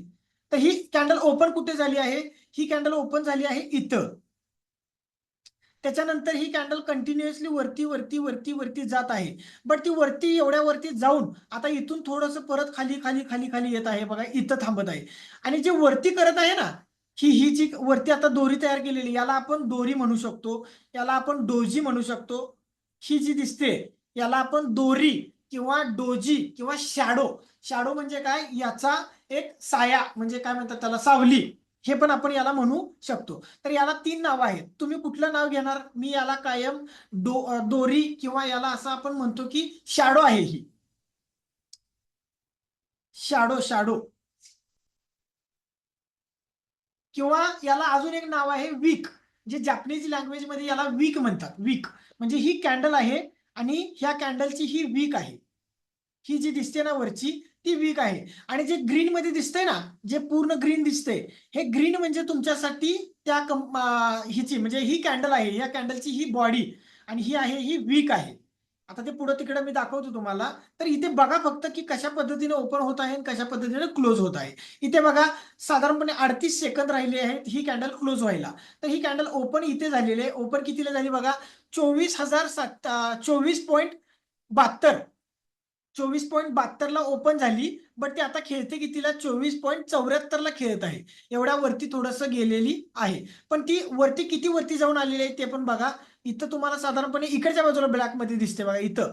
तर इथं दिसते बघा ब्लॅक मध्ये 24,076.04 ला एवढ्या वरती जाऊन आलेली आहे कॅन्डल, खाली खाली खाली. पण इथे येऊन ती क्लोज करत आहे. म्हणजे इथं कॅन्डल ओपन झाली, वरती वरती चालली, वरती जाऊन परत खाली आणि इथं येऊन क्लोज होणार आहे. तर क्लोज ही झाली बघा कॅन्डल क्लोज. आता दुसरी कॅन्डल ओपन झाली बघा, झाली का? ही तर दुसरी कॅन्डल ओपन झाली, ही बघा. आता ही दुसरी कॅन्डल ओपन इथं झाली. ओपन झाल्यानंतर ती थोडीशी खाली आली, परत ती थोडीशी वरती वरती वरती चालली आहे. आता चांगल्या पद्धतीने वरती जात आहे, एकदम चांगली वरती जात आहे. आता ज्यावेळी इथपर्यंत पोहोचेल, इथपर्यंत पोहोचेल, इथपर्यंत पोहोचेल आणि ती जर का तिथं थांबली तर खाली ओपन झाली, वरती क्लोज झाली. अशा पद्धतीनं ती ओपन आणि क्लोज होते. ही बघा किती चांगली वरती ओपन झालेली आहे, किती चांगली एकदम वरती चाललेली आहे, एकदम चांगल्या पद्धतीने वरती जात आहे. तर अशा पद्धतीच्या ह्या कॅन्डल असतात. तुम्हाला आता इथे परत एकदा येतो आणि आपल्या पॅटर्न वरती दाखवतो कोणाला काय म्हणायचं. याला म्हणतात कॅन्डल. याला कॅन्डल म्हटल्यानंतर सगळ्यात महत्वाचं आता याच्यामध्ये ही आहे ही दोरी म्हणजे डोजी आहे किंवा वीक आहे. वीक आपण म्हणू शकतो याला. ही जी वरती आहे ही आहे वीक, ही आहे ही बॉडी, ही आहे ही बॉडी आहे, बॉडी म्हणजे या कॅन्डलची आहे ही बॉडी आणि खालची पण आहे ती वीक आहे. ही पण कॅन्डलची वीक आहे, वीक. तर या वीक आणि बॉडी तुम्हाला लक्षात आली का? जी ग्रीन मध्ये पूर्ण दिसतं ते आपल्याला म्हणायचं आहे बॉडी. ही आहे ही बॉडी, या आहेत त्या वीक आहे दोन्हीकडं. मग वीक एका बाजूला पण असू शकते, वीक दोन्ही बाजूला पण असू शकते, हे लक्षात ठेवा. ही आहे ग्रीन कॅन्डल म्हणजे काय, तर मार्केट इथून वरती जाणार. आणि रेड कॅन्डल म्हणजे काय, तर मार्केट इथून डाऊन येणार, खाली येणार. रेड कॅन्डल वाचताना कशी वाचायची, की रेड कॅन्डल वरती ओपन झाली, खाली क्लोज झाली, तर ती रेड कॅन्डल म्हणजे काय, मार्केट वरती ओपन झालं आणि खाली येऊन क्लोज झालं. आणि ग्रीन कॅन्डल कशी वाचायची, तर मार्केट खाली ओपन झालं आणि वरती क्लोज झालं. इथे जसं तुम्ही बघितला तसं तुम्हाला परत एकदा दाखवतो. इथे बघा, ही जी ओपन झाली इथे खाली ओपन झाली, वरती क्लोज झाली, खाली ओपन झाली, वरती चालली आहे, वरती अजून क्लोज झालेली नाही. बट वरती क्लोज झाली तर ती वरती क्लोज झाली. आता इथे बघा रेड कॅन्डल मात्र बघा, एक तुम्हाला वरती ओपन झाली, खाली क्लोज झाली. आता एक नवीन कॅन्डल ओपन झाली, ती परत खाली ओपन झाली. आता खाली ओपन होऊन जिथं म्हणजे ओपन झाली, कॅन्डल ही वाचायची कधी असते, ज्यावेळी ती चालू असते त्यावेळी पण किंवा ती क्लोज झाल्यानंतर पण. आता मला काय वाटतंय की इथं ओपन झाली, वाटत नाही ऍक्च्युली, इथं ओपन झालेली आहे, इथं खाली ओपन झाली आहे. पण ही कॅन्डल काय करत आहे, वरती जात आहे, वरती जात आहे, वरती अजून गेलेली नाही, कारण ही कॅन्डल क्लोज झालेली नाही. वरती जाता जाता ती परत खाली पण येऊ शकते, ग्रीन मधून रेड पण कॅन्डल होऊ शकते किंवा रेड मधून ग्रीन पण कॅन्डल होऊ शकते. दोघंही बायर आणि सेलर एकमेकाला कायम दाबत असतात किंवा एकामेकाला मारायचा प्रयत्न करत असतात. तर त्या ठिकाणी दोघांची ताकद, कॅन्डल क्लोज झाल्यानंतर आपल्याला समजतं की ही कॅन्डल क्लोज झाली तर कुठाची ताकद इथे जास्त लागलेली आहे, म्हणजे बायरची ताकद जास्त लागली, सेलरची ताकद लागली. आता बघा इथं ग्रीन कॅन्डल दिसत होती, अचानकपणे ती कॅन्डल रेड झाली. आता ही मगाची मी वाचत काय होतं हे बघा, आणि परत ग्रीन मध्येच क्लोज झाली. म्हणजे ही कॅन्डल खाली ओपन झाली आणि वरती क्लोज झाली. आता ही पण कॅन्डल खाली ओपन झाली, वरती चालली आहे, वरती क्लोज झालेली नाही, वरती फक्त चालली आहे, आता खाली आली बघा. आता ही वाचताना कशी वाचायची, की ही कॅन्डल इथे ओपन झाली, थोडीशी वरती गेली आणि वरती जाऊन मग ती कॅन्डल चांगली खाली आलेली आहे. असं या कॅन्डलला वाचायचं असतं. आलं का लक्षात? आलं का लक्षात सगळ्यांच्या? Okay. Sushant sir, Swati madam, Pranjali madam, बाकी सगळे लक्षात आलं का?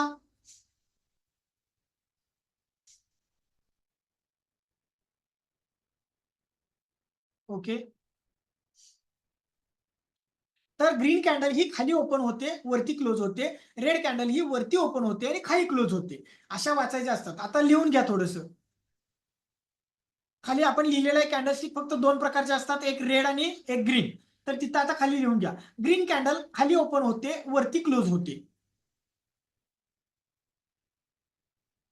ग्रीन कॅन्डल खाली ओपन होते, वरती क्लोज होते.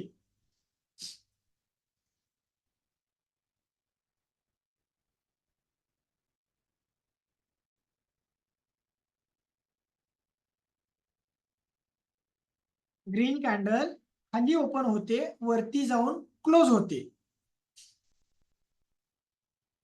आता याच्या exact opposite red candle. Red candle काय आहे, वरती ओपन होते, खाली क्लोज होते. लिहिताना कसं लिहिणार तुम्ही, सांगा कोणतरी. तुमच्याकडून काहीतरी रिस्पॉन्स येऊ दे. लिहिताना कसं लिहिणार तुम्ही?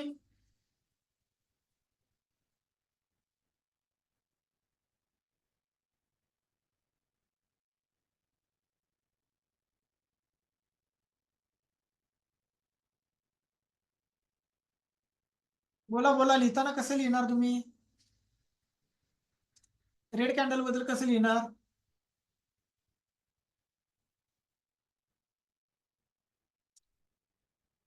लक्षात आलं नाही का कोणाच्याच काय?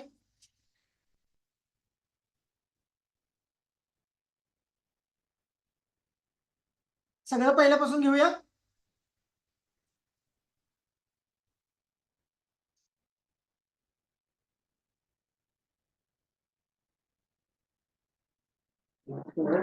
Green candle open down closing हाय.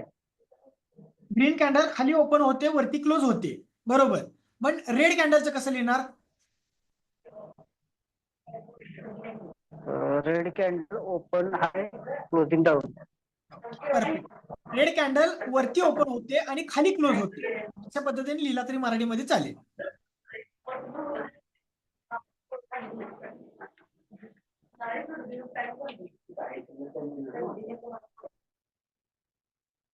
आता याचं एक उदाहरण तुम्हाला व्यवस्थित सांगतो, लक्षात येईल. ग्रीन कॅन्डल 100 रुपयाला ओपन झाली, 100 रुपयावरून ती 90 रुपयाला खाली आली. 90 रुपयाला येऊन त्याने काय केलं, परत वरती गेली. 90 रुपयाला येऊन ती वरती वरती वरती गेली. 120 रुपयाला एकदम वरती गेली. 120 रुपयाला जाऊन त्याने काय केलं, परत खाली आली आणि ती 110 रुपयाला खाली क्लोज झाली. तर ही 110 रुपयाला क्लोज झाली म्हणजे काय, ही ग्रीन कॅन्डल झाली. या कॅन्डलची ही बॉडी. आता ही कॅन्डल काढून घ्या खाली. या दोन्ही कॅन्डल काढा, म्हणजे ड्रॉ करा, कॅन्डल स्टिक पॅटर्न ड्रॉ करा. हे दोन्ही पण असेच सेम. ड्रॉ करताना कसं करा, इथे अशी एक लाईन टाका, त्या लाईनला असंच वरती ने, असं थोडस इकडे थोडस आणा, परत खाली आणा असं. आणि याला थोडस वरती एक शॅडो काढा, वीक काढा. खाली एक शॅडो किंवा वीक काढा. वीक किंवा तुम्ही शॅडो म्हणू शकता, त्याला दोरी म्हणू शकता, काही म्हणू शकता. असं थोडी दोन्हीकडे काढा आणि इथे लिहिताना लिहा असं डॅश करून, बॉडी.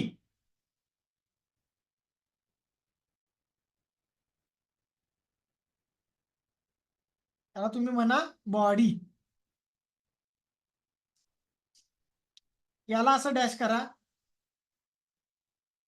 आणि याला टाका वीक किंवा दोरी किंवा शॅडो, जे तुम्हाला म्हणायचं आहे ते म्हणू शकता.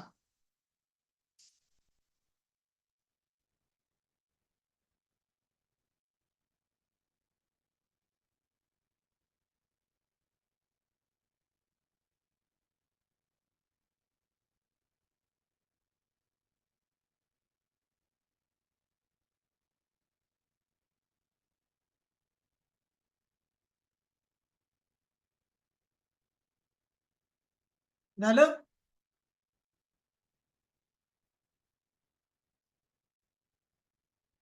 झालं का सगळ्यांचं?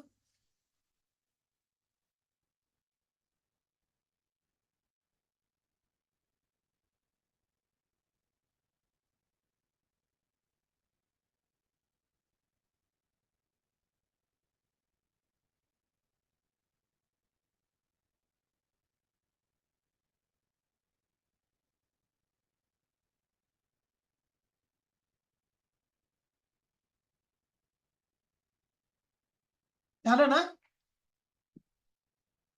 तर अशा पद्धतीने लिहून घ्या आणि त्याच्या खाली परत इथं लिहा ग्रीन कॅन्डल. इथं ग्रीन म्हणून लिहा, असं ग्रीन.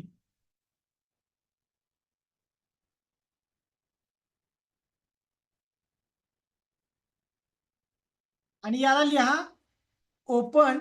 इथं छोटस असं मी आता शॉर्टकट मध्ये लिहितो, तुम्ही लिहा ओपन असं. ओपन हा लिहा लो, इथे लिहा क्लोज आणि इथे लिहा हाय.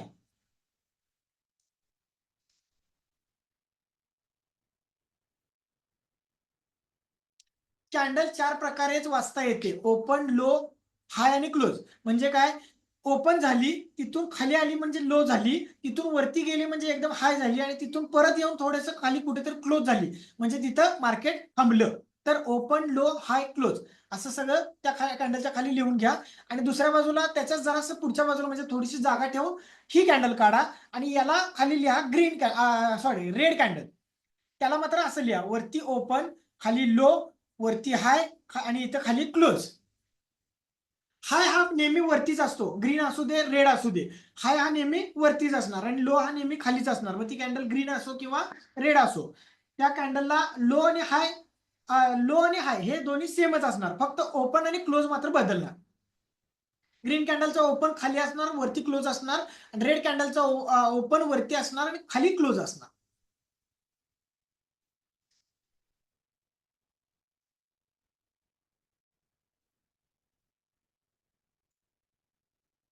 बाजूला काढा आणि त्याच्या पुढे रेड लिहा. रेड लिहिल्यानंतर हे कॅन्डल अशी सेम काढल्यानंतर ओपन, क्लोज, लो आणि हाय असं सेम लिहा. आणि त्याला पण लिहिणार असाल तर लिहून घ्या, ही आहे बॉडी, ही आहेत वीक.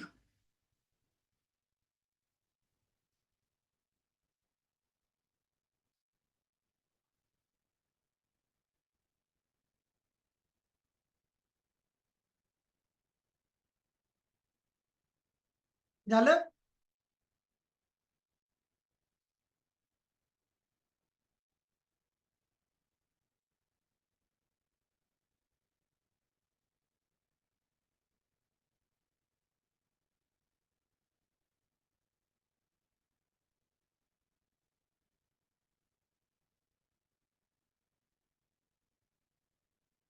झालं का?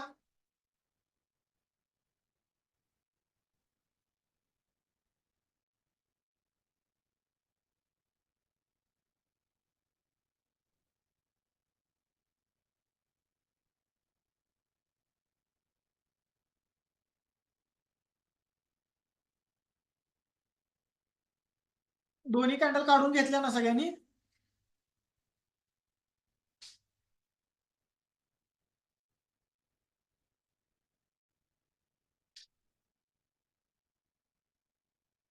ओपन, लो, हाय आणि क्लोज हे कंपल्सरी लिहा. त्याच्या पुढे इथं बॉडी, इथं वीक असं सगळं व्यवस्थित लिहा.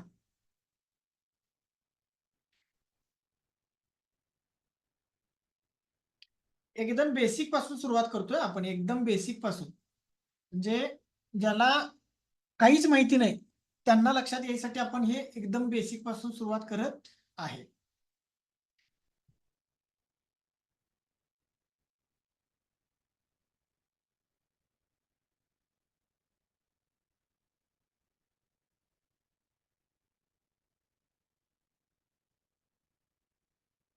आता इथं काय होत आहे जरा व्यवस्थित बघितल्यानंतर तुम्हाला लक्षात येते का बघा, मार्केट पडत आहे की वरती जात आहे? ही कॅन्डल रेड झाली म्हणजे इथं मार्केट पडलं की वरती गेलं?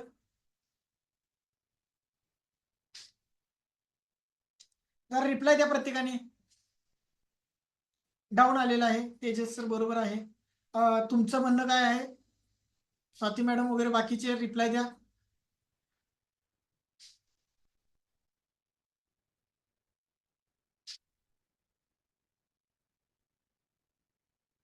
सुशांत सर रिप्लाय द्या. इथे मार्केट काय होत आहे? डाऊन येत आहे की वरती जात आहे? म्हणजे ही रेड कॅन्डल झाली मार्केट मार्केट अप होत आहे. ही जी हॅलो रेड कॅन्डल हॅलो. आहे ही बघा, ही रेड कॅन्डल जी झाली ना आता, रेड कलरची कॅन्डल म्हणजे लाल कलरची, तिथं मार्केट काय झालं? तिथं मार्केट खाली आलं की वरती गेलं? मार्केट वरती जाण्याचा प्रयत्न केला पण असं परिस्थिती जाता आलं नाही त्याला. मी फक्त हॅलो. प्रश्न असा सर एकदम म्हणजे साधा प्रश्न विचारलाय मी. तर ही जी रेड कॅन्डल आहे, या रेड कॅन्डलला मार्केट वरती गेलं की खाली आलं? तर खाली आले. हा, बस बस, ठीक ओके, आलं लक्षात. म्हणजे रेड कॅन्डल म्हणजे काय? मार्केट खाली. ग्रीन कॅन्डल म्हणजे काय? मार्केट वरती. एवढंच आपल्याला फक्त आता तेवढंच बघायचं आहे. आता रेड कॅन्डल म्हणजे काय? तर मार्केट वरती, आणि रेड कॅन्डल म्हणजे मार्केट डाऊन आलं, आणि ग्रीन कॅन्डल म्हणजे मार्केट वरती गेलं. बरोबर? आता इथे बघा, आता परत मार्केट वरती चाललंय का वरती? आणि परत ग्रीन कॅन्डल होत आहेत.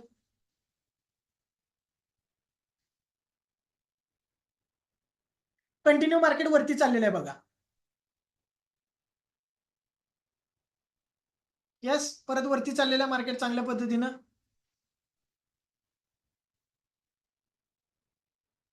बघा किती किती किती जबरदस्त मार्केट वरती चाललेलं आहे.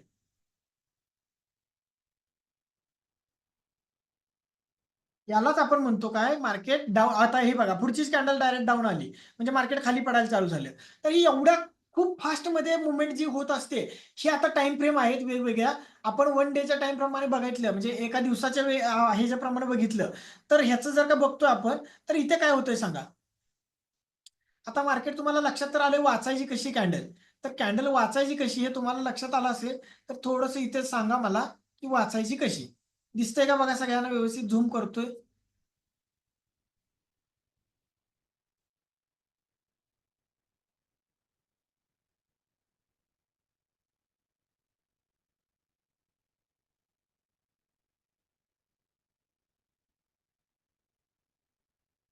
ही आजची कॅन्डल दिसते का? ही वाली दिसते का सगळ्यांना?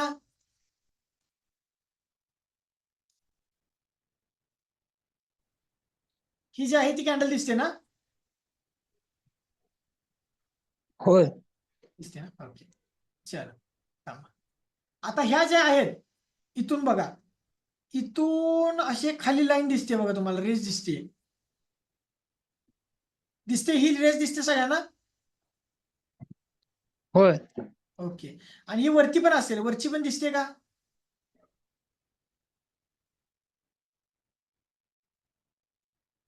दोन्ही रेषा दिसत आहेत ना?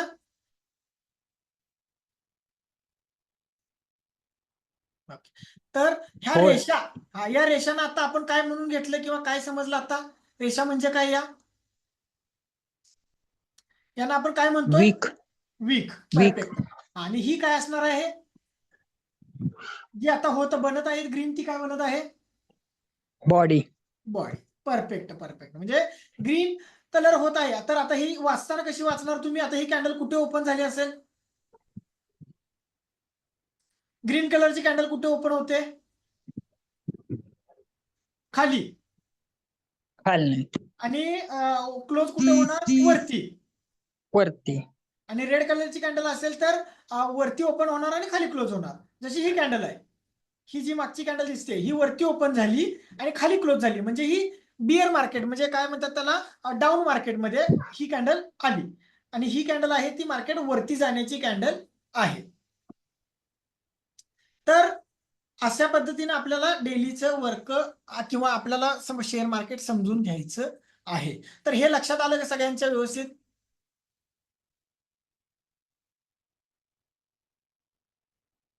सगळ्यांचं लक्षात आलं का? तुम्हाला होमवर्क लक्षात आलाय का? होमवर्क परत एकदा सांगू का व्यवस्थित? का आलाय सगळ्यांच्या लक्षात? तुमचं तुम्ही शोधणार आता.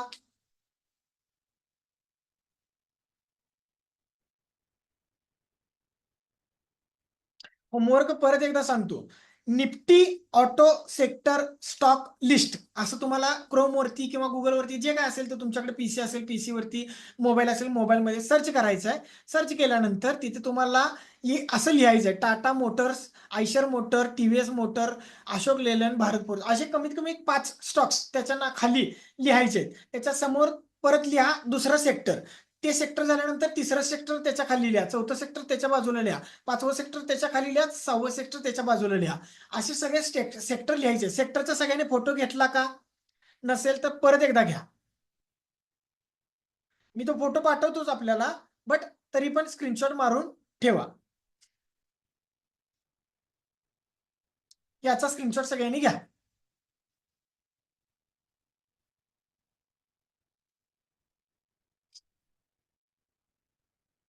घेतला?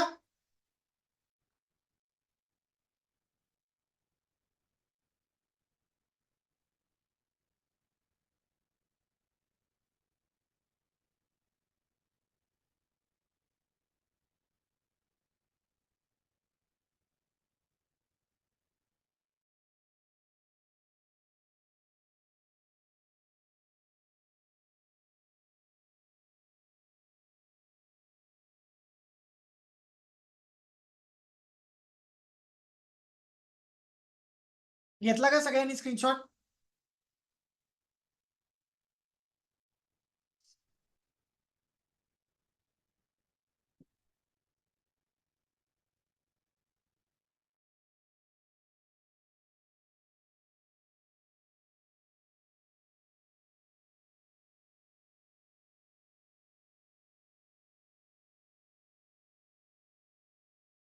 तर आपण आज थांबूया. एकाच दिवशी सगळं जास्त तुम्हाला लोड पडायला नको. आता तुम्हाला वेळ आहे, जेवण वगैरे घ्या. जेवण घेतल्यानंतर थोडंसं अभ्यासाला बसा. हे सगळं सर्च करायचं आहे. मी तुम्हाला एक फोटो पाठवतोय की कशा पद्धतीनं आपण तुम्हाला म्हणजे तुम्ही होमवर्क करून पाठवायचं आहे.